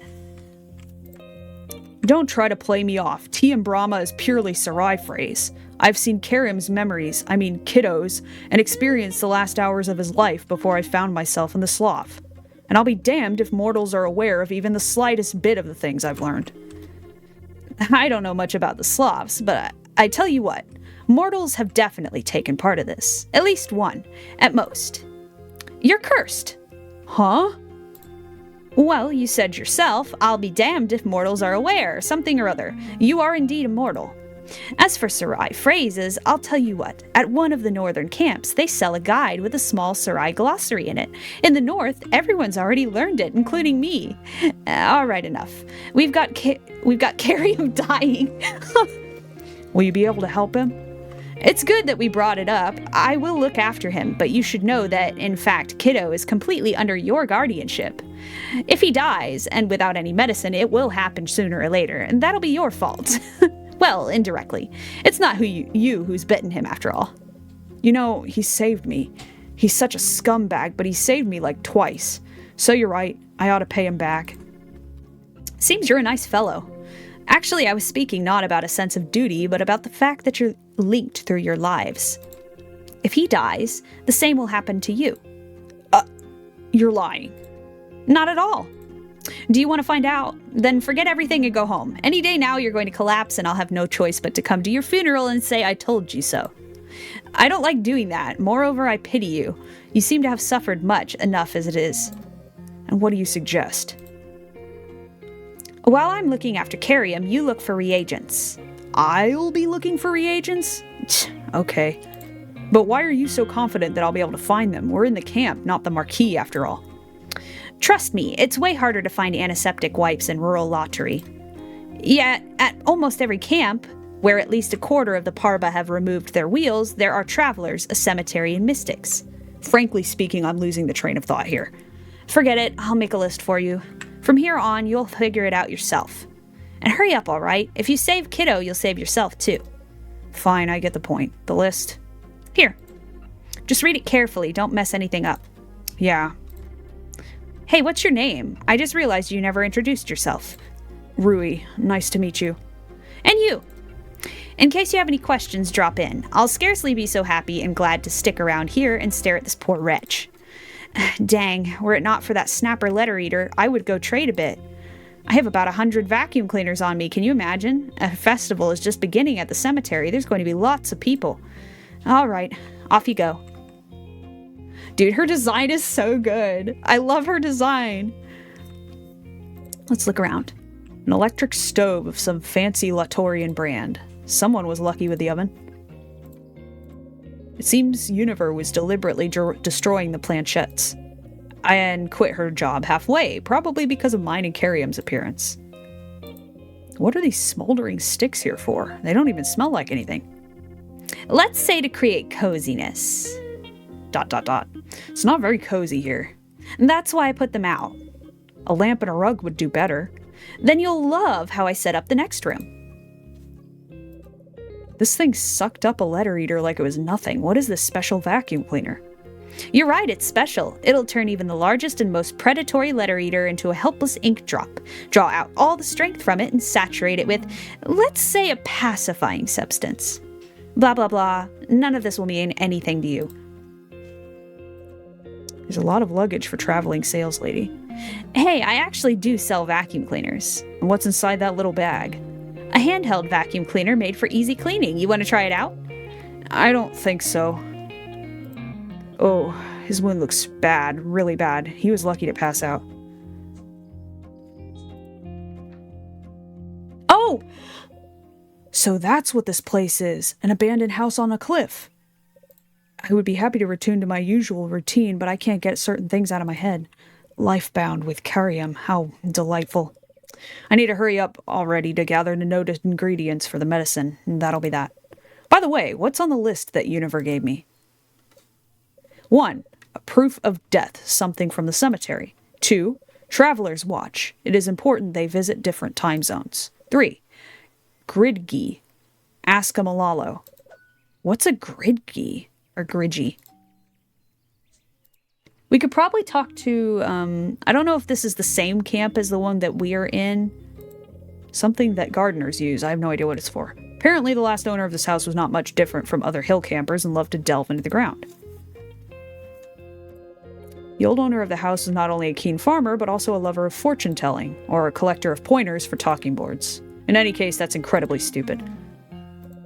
All of these are Universe vacuum cleaners. Awesome. Let's go this way. What a strange light in here. It makes me want to lie down and sleep for a couple hours. More vacuum cleaners. I won't go digging in someone else's bag. Everything is in clear view anyway. Wisps of herbs, some strange casket, and a pack of cigarettes. Upholstery is old, wet, and smells like mold. The mirror is covered with patina. All that can be seen in it is the ghost of yourself. The person in the picture looks like Carrium. I mean, come on, I'm sure it's Carrium. He and Flynn lived in this very house, and the slough proves this is all the more. I saw the same Vive on the door to the house. I have no idea what it could possibly mean. Rain, maybe? Vive of the shining drops. So did Carrium collect this? Hard to imagine. Neither Carrium, I keep switching my pronunciation. I'm gonna go with Carrium. Carrium nor Flynn strikes me as particularly sentimental type. The base of an old metal bed. Most of these books are about gardening. There are notes on the papers written in block letters. Okay, that's locked. Canvas is torn, but it can be understood that a snake is painted on it, drawn in a very atypical style for lottery. Okay. Let's go ahead and head out.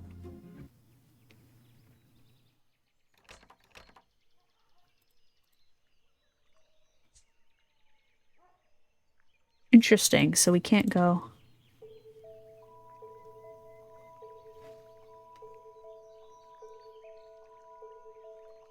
Everything's so, like, foggy.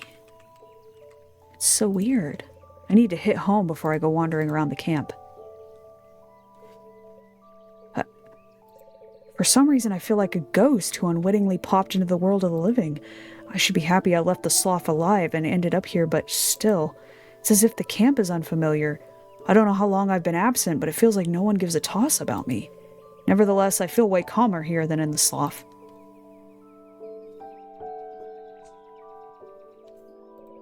A royal throne with a flowing flower print. Hey, I'm home! And nobody's here again. Where's everybody, I wonder?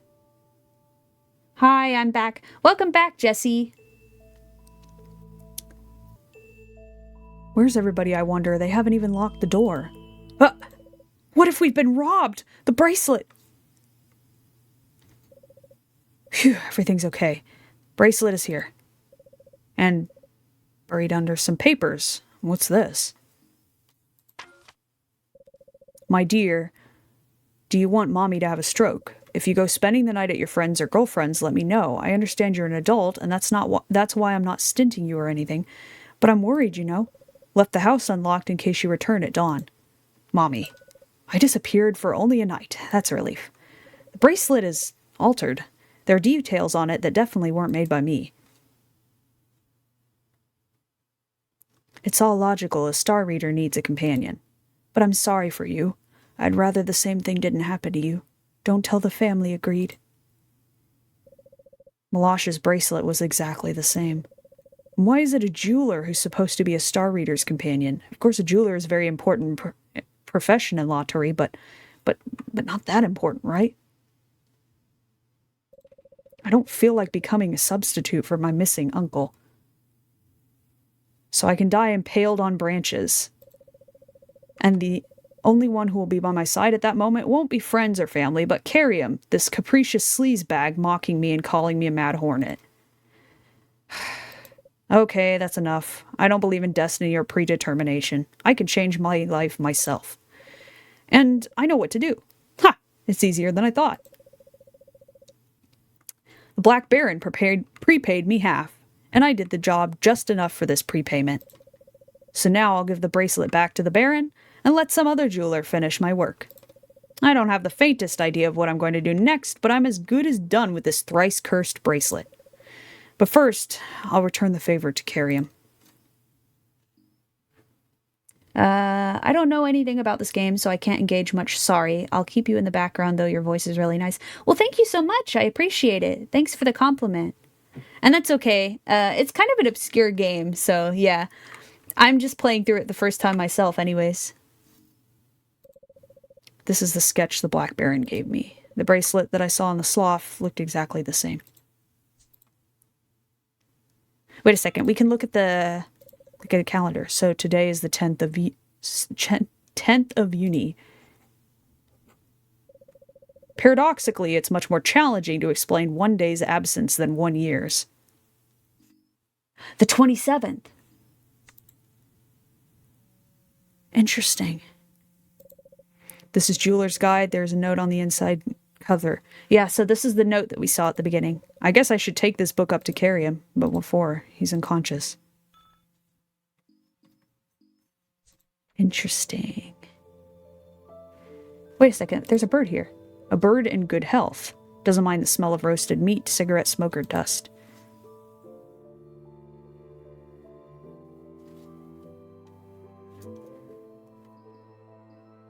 Okay.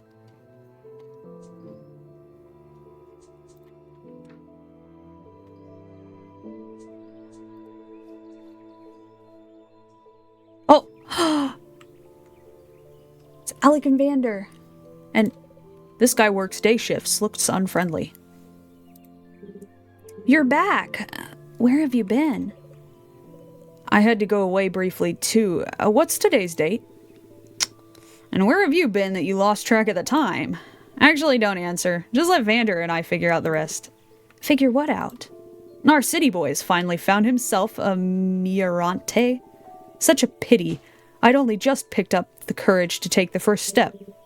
Oh, Rui, congratulations. It's great you finally got close friends. But you won't forget about me, will you? We're kind of buddies now. Alec didn't exactly mean friends, so don't worry. I won't forget. Interesting. So Alec had a bit of a...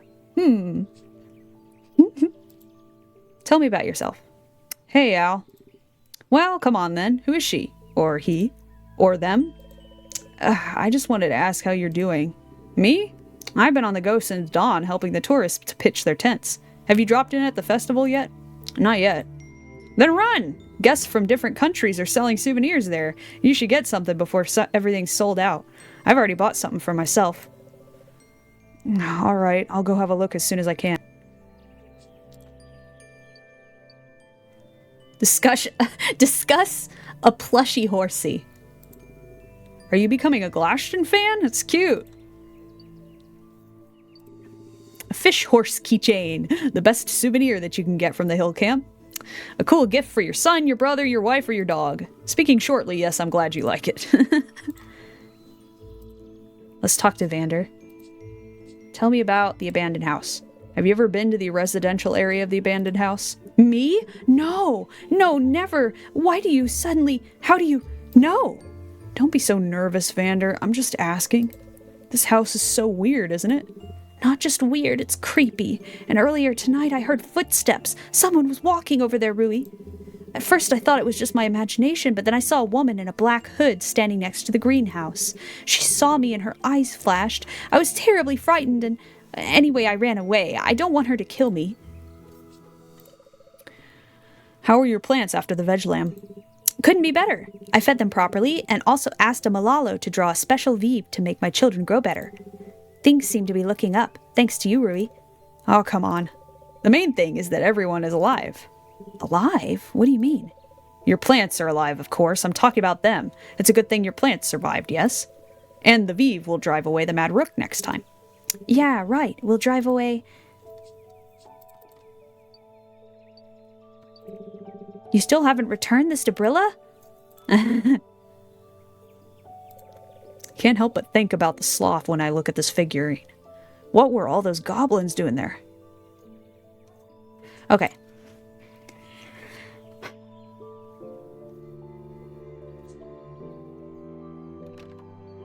So we need to go to the festival. It should be this way, I think.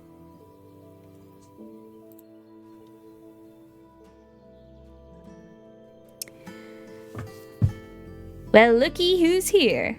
And where were you loitering around yesterday? Did you forget about the birthday? Oh, sorry, happy birthday? Say that to Rasco, not me. And while you're at it, you can apologize to him yourself, too. I had been persuading him to invite you to the party for so long, and you simply forgot. I didn't forget, Ramonia, honestly. Just a whole bunch of stuff turned up. You know what? I still can't figure you out. Do you want Brilla to start being nice to you or what? Undoubtedly. Then I remind you, your aunt's opinion isn't influenced by anyone except her beloved elder son, and Vander can't help you in any way either. What does Vander have to do with it? Just look at him. What does Vander have to do with it? Alex saw you continually yo-yo back and forth to the greenhouse. Did you decide to help him tie up the tomatoes? You're chasing moonbeams. He won't defend you against Brilla for that. I was only trying to help him. He wouldn't have made it on his own, and I am aware of how easy it is to lose credibility with Auntie. She would have shown him the door and shunned him. Rasco was waiting for you, and when you didn't come, he said he wasn't going to chase you like a special guest. Luckily, you didn't see his face. I don't remember such a wry, and at the same time, mad and resentful kisser. You hurt him deeply, Rui, and I was sticking up for you so hard, you know. But I wasn't even at the camp. I went into the fields. Even worse. Don't you take it into your head to blab that to him. Tell me what actually happened. Did you and Vander kill someone? I heard of such things. How's my pretty girl doing? So, you go on walking trips now? How far? Not especially. Hey, sorry I didn't come to your birthday party. Never mind. Ask me to go on a trip with you next time, Valvale. I broil meat freaking awesomely. Got it. Do you mind if I go? I need to take care of something. Go. Beware of wolves, hero. What? I'm saying be careful. You lounge about forests at night, that's not good. I'd hate to find your bare corpse somewhere under a birch. Uh-huh. I'll try. Thanks, Rasco. I like the character design so much.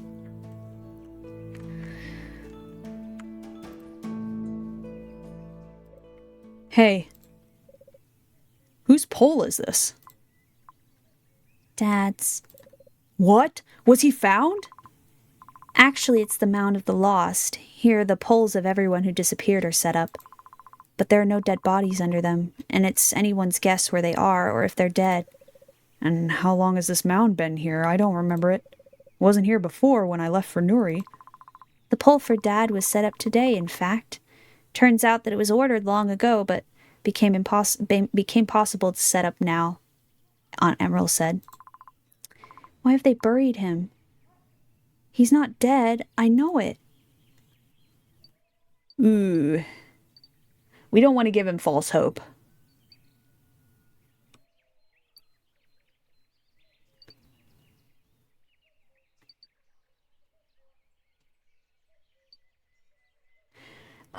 It's tough. I don't want to give him false hope, but I also just don't want to say nobody's willing to search for him because that's like so wrong. Let's ask him what he means. Well, gotta go. Feeling eepy, haha. Your voice has that melatonin effect on me. I don't know if it's compliment or insult. That's a compliment, I feel. I'm glad I was able to lull you to sleep, Frostbite. I hope you have a good rest. And how do you know that? Dad vanished not long ago. So little time has passed. Some return even later. It depends, Sunshine. There are also accidents. And to some, a thing happens that makes them get too scared and run till they find themselves at the back of beyond.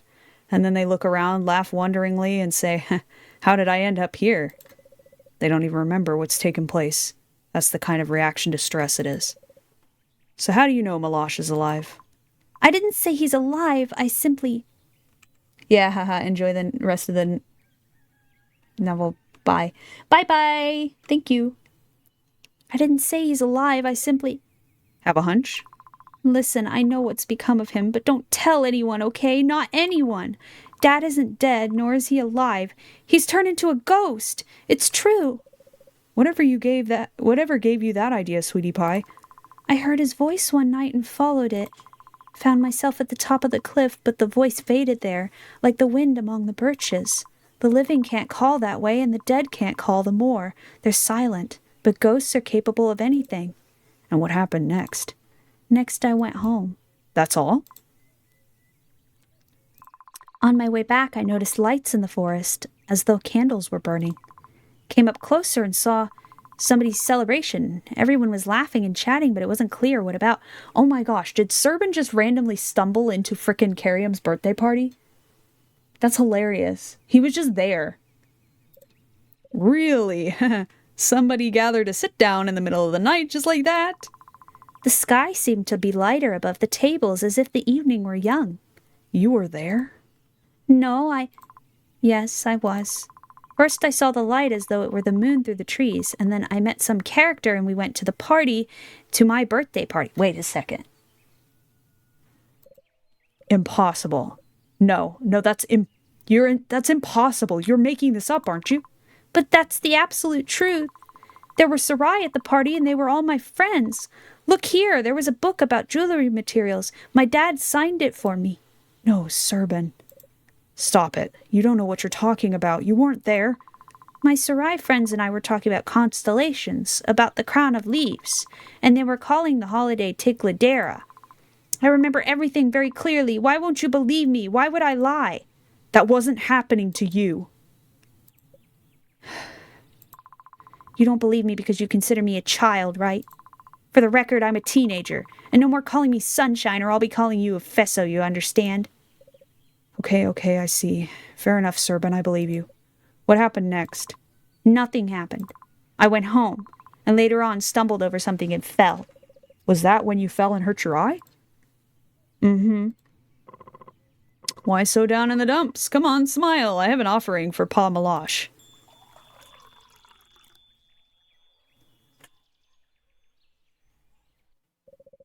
Oh, excellent choice. Such a wine would impress those even in Nuri.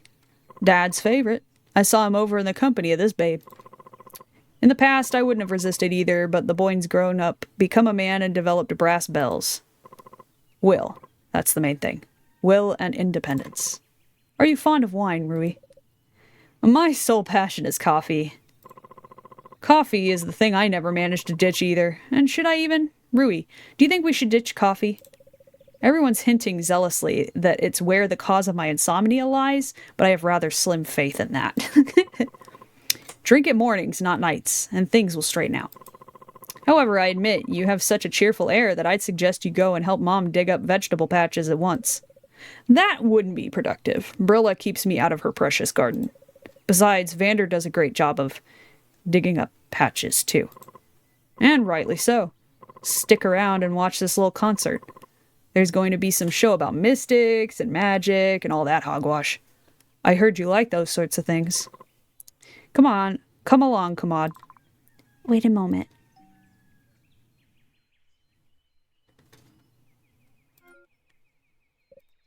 In dearth of thy blessing, rest I the shandom from my thumb, from upon thy tomb. Thy shong within this house resides. Lo do I bear it from thy lafar yonder.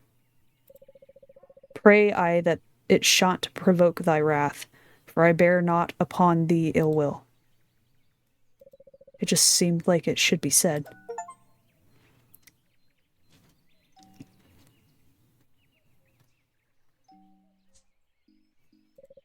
Crimson magpies. Giant, well-fed birds that aren't afraid of the crowd.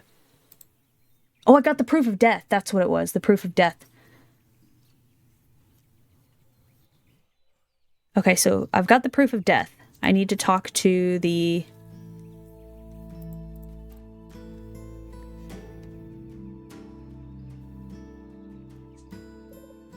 Good doggy. Ugh, now this innocent phrase sounds like an insult to me. Blasted Carium. They mount ram or sujidaro skulls on the stakes. Anything with horns, basically. The thing is, the dead do not have horns. They are dehorned before burial, and the stumps are either treated with fire or sealed with special decorations. Anything works as long as the horns do not sprout after death, which, by the way, is practically impossible. But the Parba are scared of ghosts to the point of stupor, and that's precisely what the dead, whose horns were not cut or were properly processed, turn into. A nice story to scare off the tourists.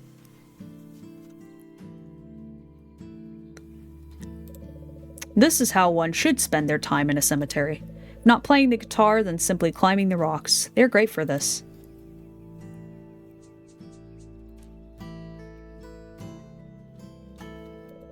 It's time to discuss mystical stuff with mystics. Jari.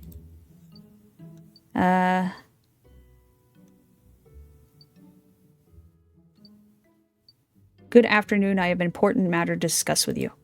Hello, I'd like to appeal to you on a very urgent matter. There's nothing I can do. You see, Maresdale's busy. It's interesting that it's making like a noise. That I don't think it made that same noise before. He's preparing for the performance, so you'd better come later. He is in all actuality a man. Bear that in mind when you write postcards to him. No postcards necessary. I came for an item that, as I heard, one can only get from you. It's called a Grigi. See what I mean? Well, yes, I see. It's a fang. A fang? Oh, fine. Let it be a fang. Will you sell it to me? How much is it? I'm not a Malalo, just Maresdale's assistant.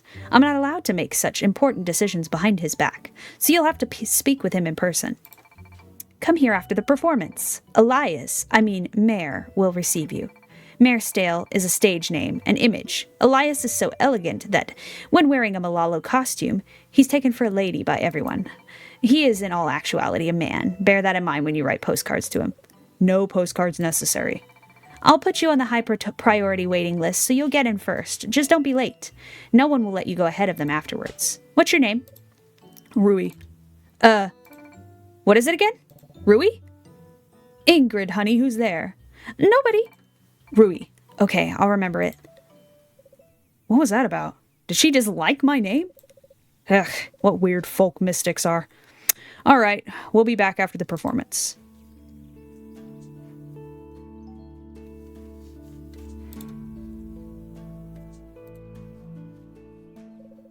Not every camp has its own stage, so the mystics drag them along with them. It's useful in a sense because everything that doesn't fit into a Vardo will definitely fit into such a colossus. How many people? Did they all come here to hear about to expel the Mad Rook, or are they just onlookers? Not now, Rui.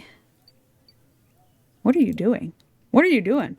My job. It's Maresdale. She asked me to install the electric sign, but the generator went down.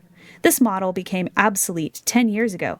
No surprise that any flash turns it into a flaming bucket of wires. Is it really that bad? Fancy that.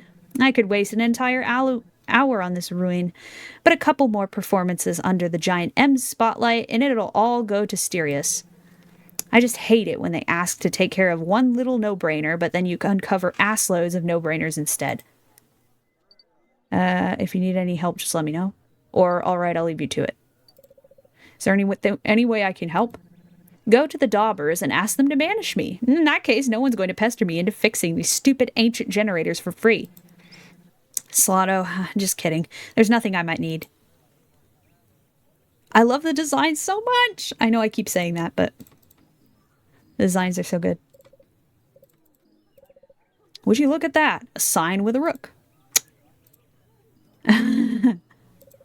These signs are made of metal and glass. They're pretty pricey. Ah, this is one of the Latorian spirits, a two-headed serpent. One head is called yesterday and the other is tomorrow. Okay.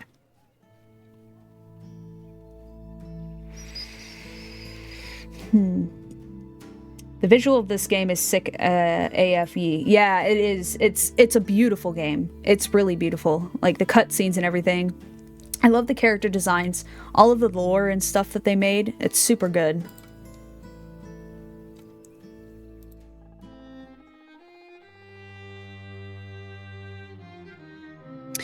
If you didn't come here to give a bottle of Latorian wine and Lithorian cheese for free to a guest of the camp, I'd better pack my stuff and leave. Because nothing, do you hear me? Nothing will make me believe that Lottery is a beautiful and mystical place. What happened to you? What happened? Are you upset with something? What happened is that I and another Singletarian argued whether Urash the Slayer really existed at a scientific tender. More precisely, they just laughed at me as if I was not a scientist but a child who believes in mythical characters. Have you come to Lottery to gather information about the Goblin Slayer and write an article about it? Yes. At the same time, I want to know if he really did exterminate an entire class of animals because those animals were stealing his grain buns. According to legend, Urash was engaged with baking only when he was retired. That was after he destroyed all the local goblins. Seems to me that, in fact, Urash's merits are slightly exaggerated to make the legend about him more impressive. You know what? Your rational tone is very uplifting. And I forgot to introduce myself. Fel Belloc-Vost. Belloc-Vost? Singletarian of the Silver Swallow. And I'm Rui. Nice to meet you. Sounds familiar. Just Rui? It's a popular name in Lottery. I'd like to offer you my help. I am well acquainted with these places and can help you research for traces of Urash the Slayer. Ooh, really? Just in the nick of time, I was thinking to hire someone to help me. Do you take payment in dines or in sobles? Perhaps you might have a pocket watch? I didn't realize that Parba preferred pocket watches over money. I have only these wristwatches. They're nothing special, but they're reliable and have traveled with me to many countries. Does that work for you? Yes. I will start searching immediately. Wait, I have something else. I found this Vive in every article about Urash. Take it. Maybe it can help you. Oh! The most logical place to start is to ask about Urash at the Goblin Cafe. I'll go there first. We're picking up side quests now. This is interesting. What is this book? Looks like an adventure novel. We'll see. Axper Genetics New Morphs. This is not a novel. A pair of empty test tubes, a blanket sheet of paper, and diaries. Kodo always have the most exciting products. Tiger figurines, home decorations, comics, and sweets. If I had time, I would look for a tent where they sell them. It's a singlet lance, and she uses it as a support for the tent. That's clever. Plush tigers. Must be comfy to put them under your head. So, interestingly, the Vive that they mentioned, I think that was in the house in the slough, if I remember correctly. This thingy, where is it? This thing. Sun Pi Wheel equals road. Vive from Fel. Features. Drawn on cardboard. Doesn't really help me in my search. Fel gave me this as a hint. Pies, roads, heavenly bodies, blurred interpretations of a drawing understandable only to mystics or those who are knowledgeable in their creativity. Interesting. It's so dark in this area, which is wild. Today you're more mysterious than ever. I hope your smile bodes well for me because I really, really need that. Why am I talking to a dead cat?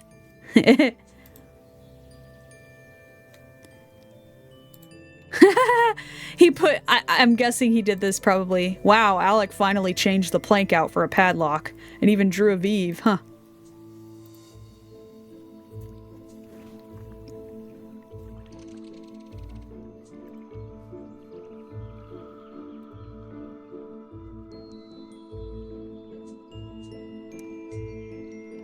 Okay.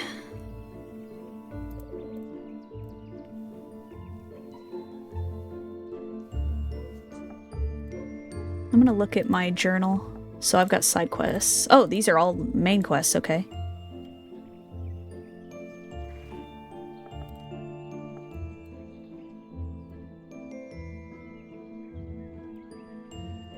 Okay. We'll go here. Hey, do you know anything about Urash the Slayer? It's all written on the board. Are you blind or what? I'm not interested in fan fiction. I need the real story. Do I look like an Urash fan to you? Am I wearing some pins or a t-shirt and an apron with the slogan, "Go Urash the Slayer, I love you"? Shove off, I have a business to run. And if you don't get out of here, I'll serve you up a goblin shit pie and you won't want to know where I get it from. Now I understand why this cafe has such a bad reputation.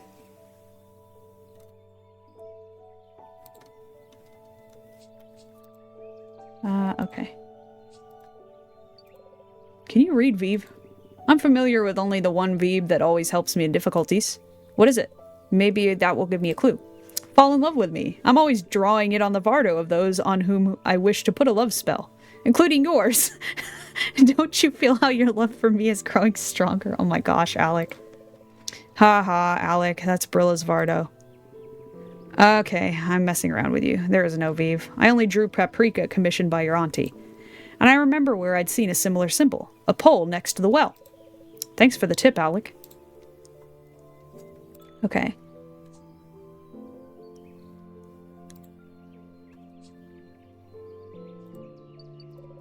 Can you read Vive? No, but I have a manual that can help me to do it. I got it as a gift when I bought a cart and fertilizer for cabbage. Where by the Styrias are you buying carts and fertilizer in Vindusco? And why not?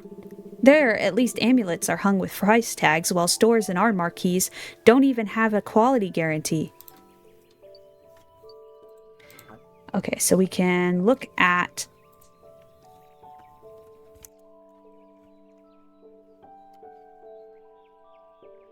We can look at this thingy. Oh, wait. Maybe I can... Can I look at it?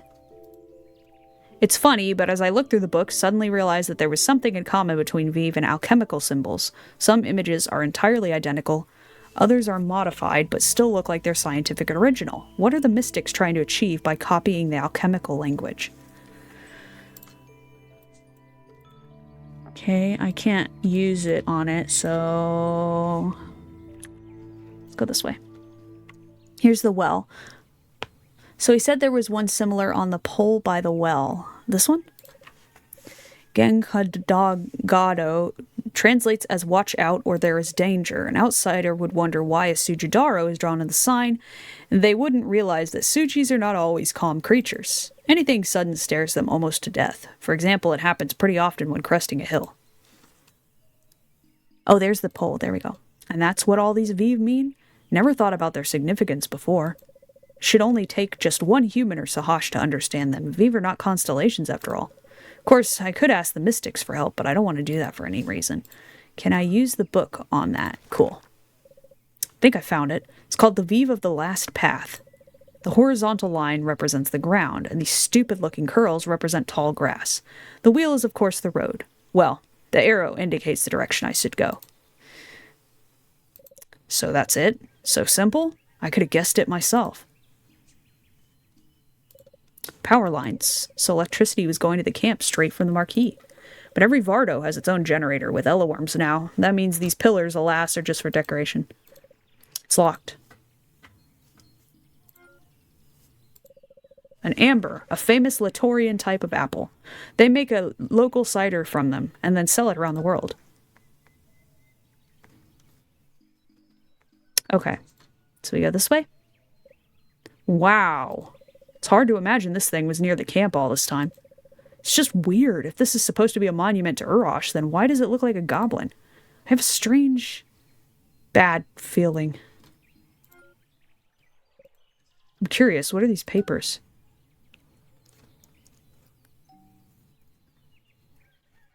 Okay. Use. My name is Urash the Slayer. All my adult life I lived killing goblins, considering them dirty, nasty, stupid birds. However, one day I realized something about them. That night, following the goblins' trail, I went out into the open and saw hundreds of goblins on the hill. They sat motionless, staring into the starry sky with their roundish, moon-like eyes. What did they see there, these stupid creatures? Did the stars spoke to them? Or did they talk to the stars? They were as tame as the dogs in front of their mistress, as if they waited for me to come, take a butcher knife from its sheath, and get to work. So I pulled a knife. The sharpened metal glinted, hungry for blood. I raised it and threw it under my feet. This pack of goblins, frozen before the cold majesty of the stars, mesmerized me and changed my mind forever. And so I, decided to become a goblin myself. When you read this, my beloved daughter, commission a local artist to carve the wooden goblin figure and put it in a place where everyone can see it. Tell this story to others, Valvale. I love you, your daddy Urash. What? He wasn't a chef at the Goblin Cafe? It wasn't Urash who founded the Goblin Cafe? There's such a huge difference between heroes and legends and heroes in reality. I don't even know whether I should bring Fel both of these pages or leave the second one right where it is.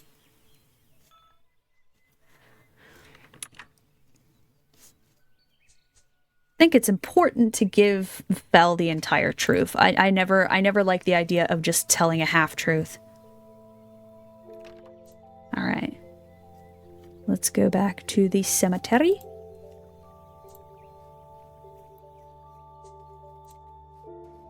And find Fel again.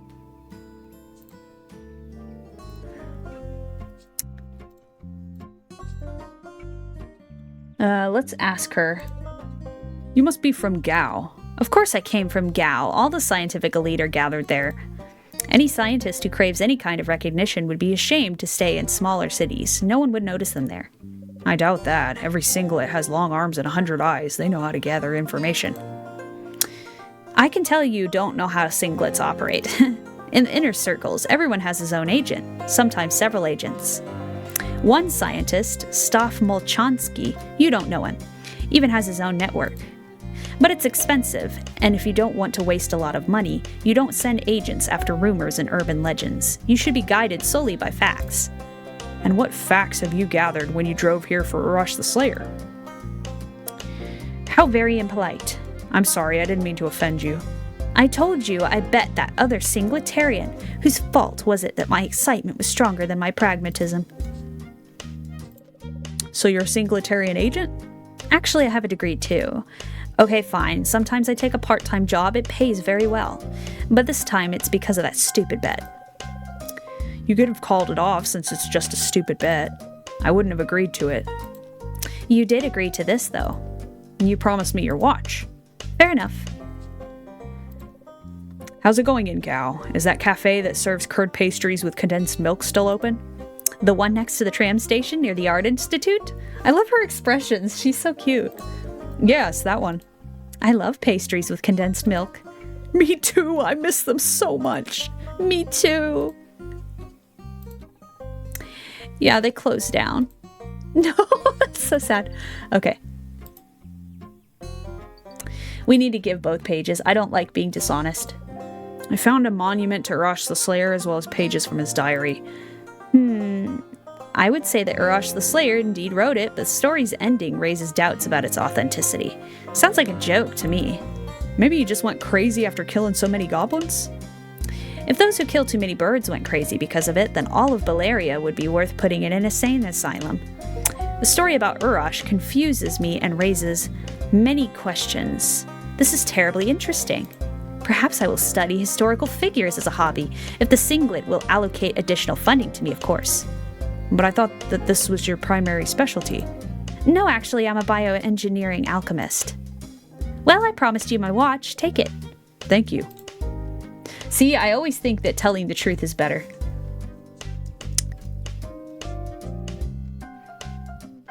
Alright, so let's see what else.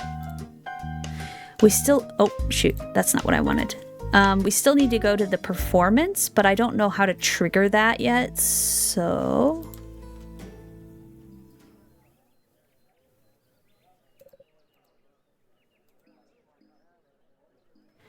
She needs to get the generator fixed for this to work. Is it just me, or is that guy looking at me? Nah, it's just my imagination. He's definitely looking at you, Ree. He's just staring. Okay. So, I wonder if it has something to do with the Ella worms that we can go, like... Because I know that, like, you can look at, like, the little box with the Ella worms. Oh, it won't let you look at them now. That's interesting. In the red Vardo with eyes lives some crazy guy who cooks his dinner in a pot in the evening. I don't know what he cooks, but the whole camp stinks of something rotten and excrement. Some kind of nut, probably. A lot of nuts actually smell like that if you boil them or cook them.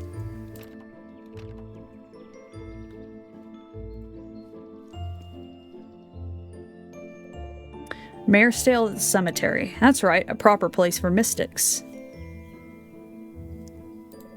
I'm a selling potato. Oh, that one. 8. What time is it? Can you, like, tell what time it is?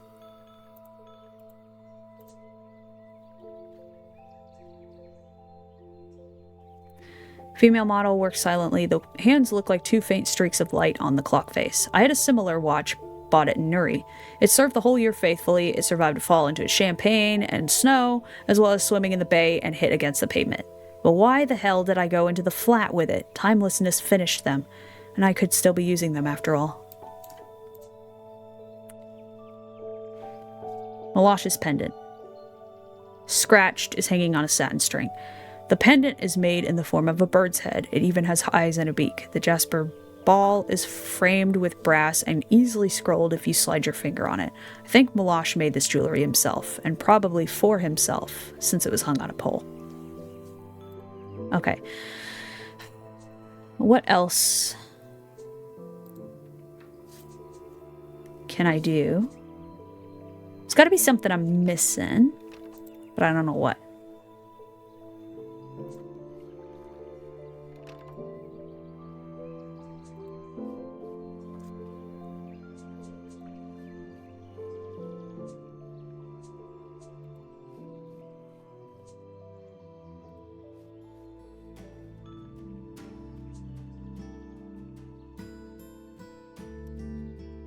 Let's see. Let's look at our journal.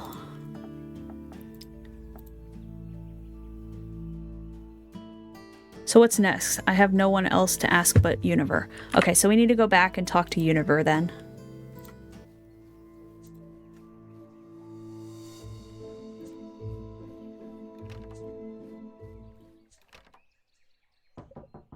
Univer? Has she gone outside or what? Well, she came to the camp to trade, not stay with Carium all day after all. Yes, what do you want? I, went to the Mystic. Great, then come back later. I'm really swamped right now. But the Mystic didn't want to give up his fang. What should I do, Univer? I accidentally dropped the deflegmator? What the heck? Deflemmator. Is it that bad? Yes, it's bad. Now, the leather eater is running around in the kitchen, trying to take a bite out of my leg. It's a good that it's small and didn't have time to grow its paws back, but if I don't put it back right now, that's exactly what it will do. Can you handle this? Is that a yes or a no? She locked us out! Okay, well, I don't know what to do then.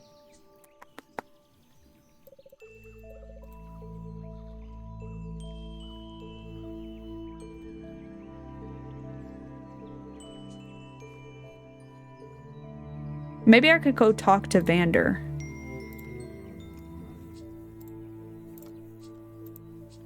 Nope.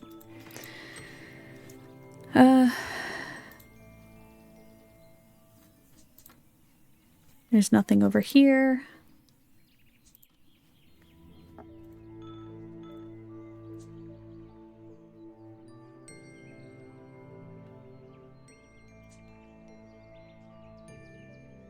I still have the frickin' veg lamb meat. That's crazy.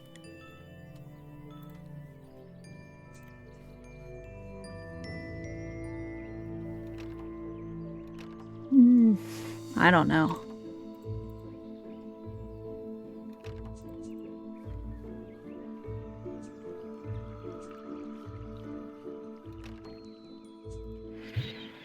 Maybe there's got to be something I'm missing then.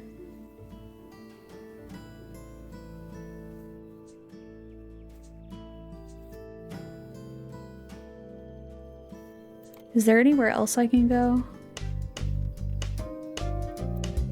Cozy shelter for a tourist. I could live in such a tent for like 5 minutes. I wonder if I missed anything else. Can I? Nope. She's so cute though. I love the character designs in this game. It's so good. I'm definitely gonna have to do fan art eventually at some point. Smallest, cheapest, and most typical Vardo you can imagine. Well, closed again. How am I so unlucky? So I'm assuming we probably... Oh, okay.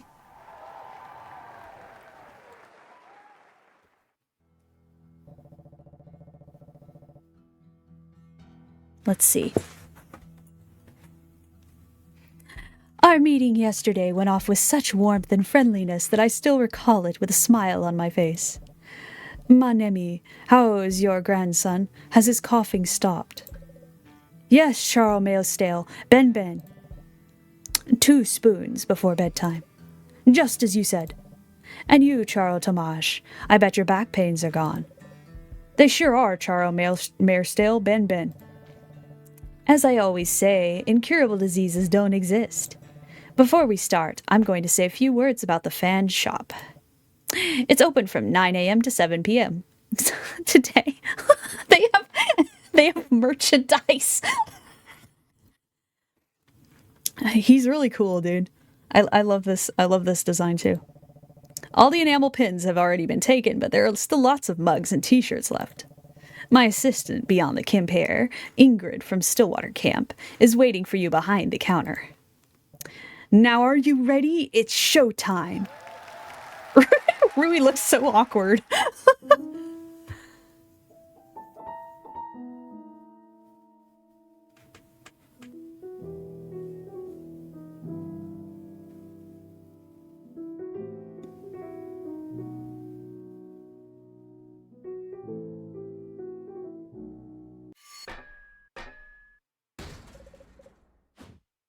How can you listen to him?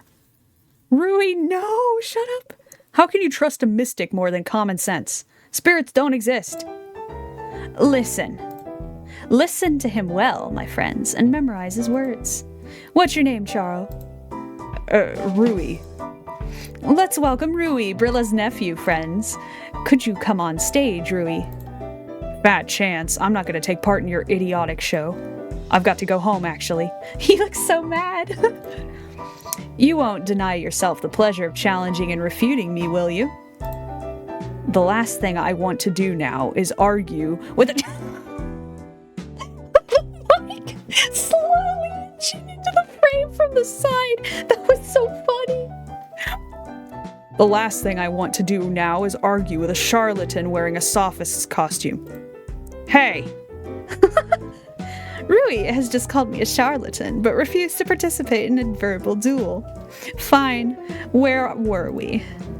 Charo Mailstales, Rui's insulted not just you, but also all of us.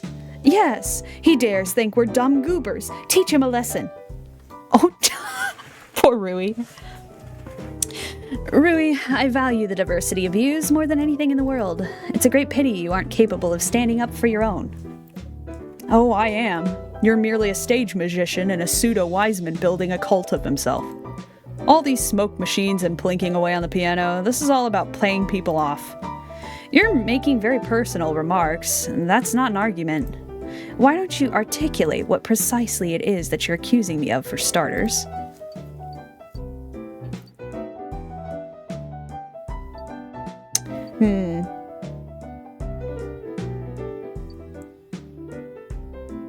You're getting people to pay you for nothing, you're convincing them of the existence of the Mad Rook, you're playing at being a healer. I feel like... I don't know, because, like, they're paying him, but, like, he's giving a performance. You're playing at being a healer, maybe, but he might also know what he's talking about. And then as far as this is... I mean... I don't understand about the whole Mad Rook thing because, like, Rui, you've been to the flat already. How is this more unbelievable than that? Let's see. I guess we'll do the middle one. I just don't know what else to say. You tap people for money, telling them tales about spirits. You make it sound like storytellers should work for free. The root of my work lies elsewhere. I rescue people from misfortunes they're defenseless against, and my services don't cost a dime. Then what enriches mystics? Chanting? Weaving talismans? Donations. You left your native land and set off all the way across the continent to stuff your head with university wisdom. New knowledge can drive away your belief in spirits, but it can't drive the spirits themselves away from this world. Sorry, but you're the most ordinary highbrow. Don't look at me like that. I know everything about you. No, not everything. For instance, I used to issue a newspaper where I exposed the ravings of frauds like you for what they were. I've traveled around the flat enough to assume that Sarai exists, but there are no spirits even there. Let me tell you a story.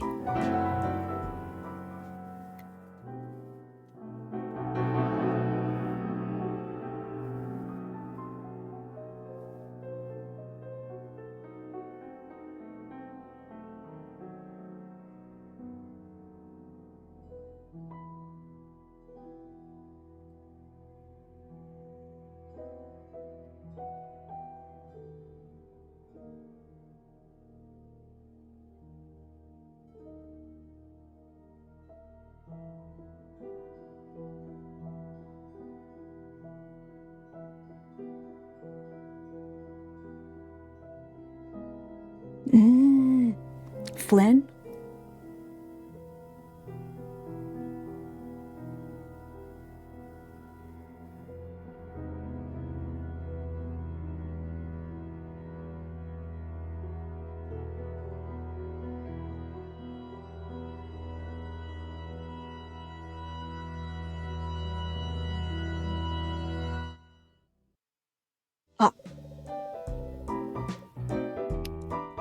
I'll refrain from pointing out that a Sarai replied to you immediately after he said he wasn't allowed to. A Sarai broke a law to forewarn me of another Sarai who had violated a law as well. So what's the point of the story? A Sarai don't appear in our presence, but from our childhood we're familiar with pictures of Sualakin on lunch plates and embroideries of Lazius on towels. We can't see spirits neither. Nevertheless, we're aware of the way they look. Firefoxes, the white serpent Dembali, the mole jailer, we're surrounded by images of spirits. Are you trying to say that if someone happened to see a boot that was shaking and squeaking, it must have been caused by a spirit and was nowhere near a flight of fancy? I'm trying to say that the Mad Rook exists, and he causes harm to mortals. At first his pranks were harmless. Torn sheets and damaged stuffed fish do upset, but they're not the end of the world. Now he plants veg lambs, which makes harvests die and destroys fields.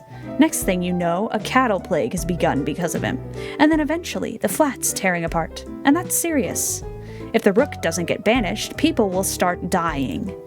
The Mad Rook's become a frequent visitor to the hill camp recently. This suggests the idea to me that a summoner is hiding somewhere. A summoner, of course, and what did you expect? That he had a week off every year? My intuitions brought me here, and I swear the summoner's hiding among you. Look closely at your neighbor. Do they have an odd item such as a ritual knife made from a male Tegar horn, a pack of triangular cards, an unusual piece of jewelry from magic materials? Rui's making a bracelet from Mere Oak. Yeah, and Mere Oak's a magic tree from what I hear. But why would Rui make a bracelet from a magic tree? Rui, why are you making a bracelet from a magic tree, huh? I'm making it for a customer. What customer? For the Black Baron. The Black Baron. And why would the Black Baron need a Mere Oak bracelet? He's ordered it for his fiancée from a unique sketch. I know the Red Baroness, glory to her horns and kisses to her hands, but I've never heard of the Black Baron. Come to think of it, I hadn't thought of that either. I wondered about that, though, and it seemed strange to me back then, too. He's the Red Baroness' brother. He told me so himself. He told him so himself. The Red Baroness doesn't have a brother. No, she doesn't have a brother. Shameful to be ignorant of Mervari's lineage. So who's this Black Baron then?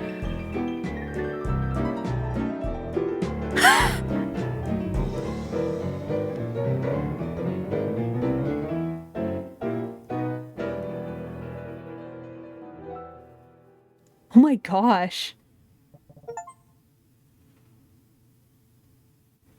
Run away from here. What? I said get lost before they give you a thrashing. Are they chasing me? I guess not. Phew. What am I supposed to do now? I need to hide somewhere, but my stuff. I gotta take the most important things, and no, there's no time for packing up. I can't afford such rubbish now. Oh, the bracelet. I need to get the bracelet while I still can.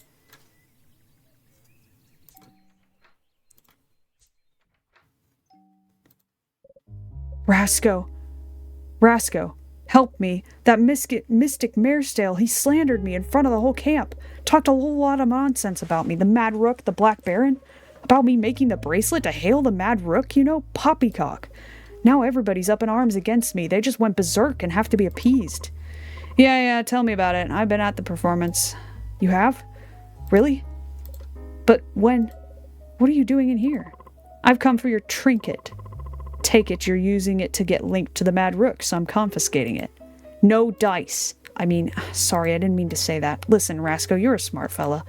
You don't trust all this malalo schmallow, do you? Neither do I. That's something we have in common. Those swindlers can persuade you to eat your foot if that brings money to them. I'm no more than a jeweler, and that for a while because I intend to give up this job. Next I'll leave somewhere far away and start over again. In short, I won't be an eyesore to anybody. Give up, you say? Well, it suggests I can take this with peace of mind. No, don't. Please return the bracelet. I'm done with it. Now I need to give it back to the Black Baron. So are you quitting your jewelry or not? There's no Black Baron, so who are you going to return the bracelet to, huh? Will you stop yanking me around, you punk? What a slimy sleaze you are, as if you'd been soaped. It's impossible to catch you in the act or snatch you by the tail. You'll cast it off anyways. You're not a Sahash. You're a lizard. What are you talking about? Where did you vanish to yesterday afternoon? And what are those secrets you and Vander have? I've already spoken with him, so it's your turn to tell the story. I'm going to go ahead and tell the truth again. I simply went to the forest for a little walk, but got lost. I've already heard this story, but I'm not buying it. You just don't wish to believe me. That's why whatever I say, my every word will seem like a lie to you. Then shut up and listen to me. I put some heat on Vander, and he passed along that veg lamb sprouted in his greenhouse during the Mad Rook's fault, and spoiled almost all the harvest of my dear mommy. I lent an ear to what Marestale was saying at the performance, and he proved his case to me. Holy cow, Rui's truly a summoner. Soon as your tame birdie had played its pranks in the wrong place, you came to Vander in the guise of a savior, and put the veg lamb away yourself. But you threatened Vander that my mother would set the dogs on him if he peeped a word to her. You knew perfectly well that if she heard this story, she would let me know immediately, and then your carefree days would be numbered. Rasco, it's a load of bollocks. I'm not related to the Rook. Trust me, we're family after all. Quit hiding behind family. I'm going to choke the life out of you if you don't own up. I'm going to put you into the shame cage, tie you up and throw you into the lake. You know what? Blow yourself, Rascal. Stop asking like you're a splendid sentry unmasking a terrorist jeweler. It's absolutely ridiculous. Look at you. You fart around at the camp, you're out as the fancy takes you, sleep and stuff your face for days. You flatter and stroke people the wrong way as you please. Boss the hill campers about, not me. Eat your words, or else... Or else what? Going to fight with me? Well, go ahead. A nice sentry you are. You were unable to prove my guilt, so you should bust me soundly, and then the problem will resolve itself. You think you're smarter than everyone else, bastard? You're nothing like your father. Mamaro Golaro, that's what you are. Die-hard punk. Kiss off, you rapper. No more dishonoring my family. You don't have to worry. I'll scram from the camp today, but first, return the bracelet to me. On what basis? I've explained the, so to speak, reason for the removal in plain language. I've explained everything to you too. Now this is starting to annoy me. I'm the boss at the camp, you dig junk hole. I'm the law. If you yap another word, if you keep trailing along behind me, begging for your foul bracelet, I'll jail you for stalking, you get me? This guy's a jerk. For your screw-ups, you should have been locked in the shame cage a long time ago, so get lost and be glad that you're free. I tried to get along with him so that everyone in the camp would finally say, look, it's the younger cousin of our beautiful sentry Rasco, and he's such a good dude. True, I had an inkling that he thinks little of me, but in my turn, I have always believed that he did not deserve either Ramonia or the post of a sentry, or everyone's respect. But how could I hope for friendship if Rasco and I hardly even see each other as relatives? What was I even after in the first place? Anyway, time to skedaddle. I don't want to be chased by unhinged villagers with pitchforks and torches. If I'm caught, they'll burn me in the name of the great and beautiful Marestale. Right, but What do I do with the Black Baron? He loses his order after all. Tysteria's with the Black Baron too.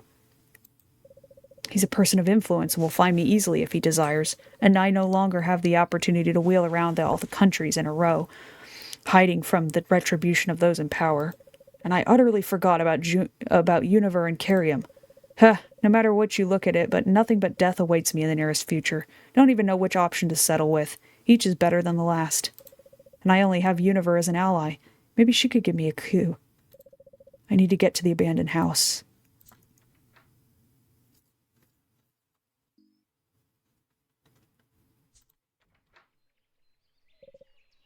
There he is! Huh? That's Rui. Hold him. Oh boy.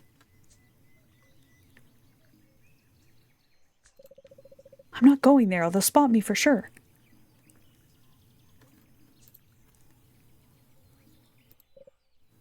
Ma Femi. Huh? What you want?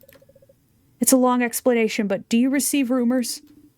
And what's that supposed to mean? Should I let you in for money or something? No, I ain't engaging in none of that. The whole hill camp's up in arms against me, all right? I can't go home or they'll snap me up in less than a pig's whistle. The only place no one would plunge into is your Vardo. You also got the option to get your arse in gear, cut and run. The faster you run, the less chance they got of catching ya. Ma Femi, pretty please. And just what do you come for, huh? You think we ain't got no troubles without ya? We're here friends of the deceased moon, not yours. Simply hide me for the time being. Don't tell anyone else I've been at your place. By nightfall, the dust will have settled, and then I'll look for another shelter. Honestly, I won't cause you any trouble. What in tarnation happened? You Brilla's misery? Something serious? Very. Have you ever encountered mystics? One has come and persuaded everyone that I've summoned the Mad Rook. With help of the Mirror Oak bracelet, can you imagine? And Rasco, well, the sentry, who does not believe in the paranormal, has paid me a personal visit and seized it. And now the entire camp is after me. So that's what's going on. Those swindlers used to tell fortunes on Sujidaro shit, but to go and mob someone like this... Fine, come on in. Thank you for helping me, Ma Femi. Go inside, yeah, and stay low. Drabeski's in there. Tell him I let you in.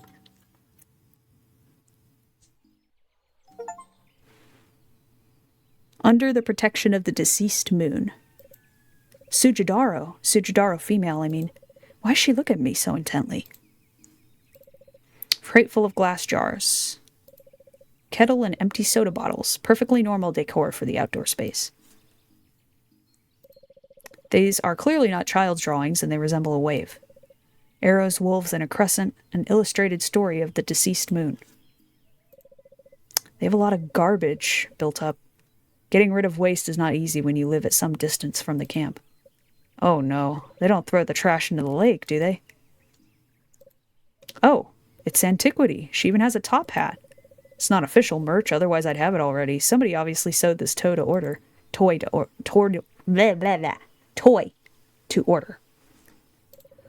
A ball with a bell inside. This girl really does love crocodiles. Fluffy green throw blanket. Smells of freshly cut grass.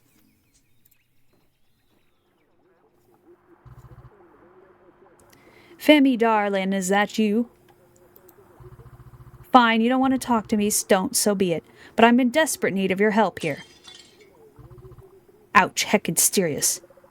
I'd better go in and introduce myself right away, or things might get awkward.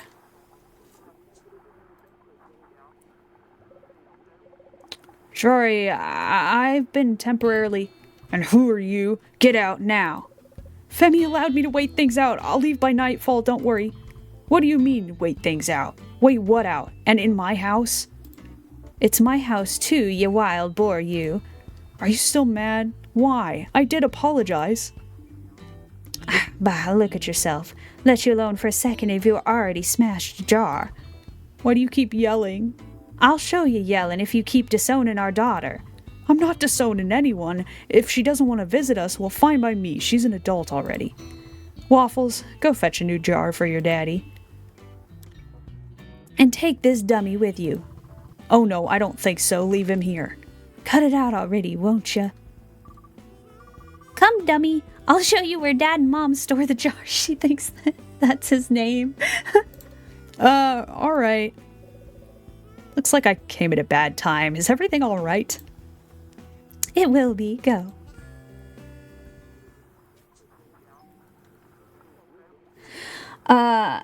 It's like getting pretty late here, so I might actually call it there. It's not like a clean ending like it was last time, but it is getting pretty late and I am tired. So I think I'm going to go ahead and call it there.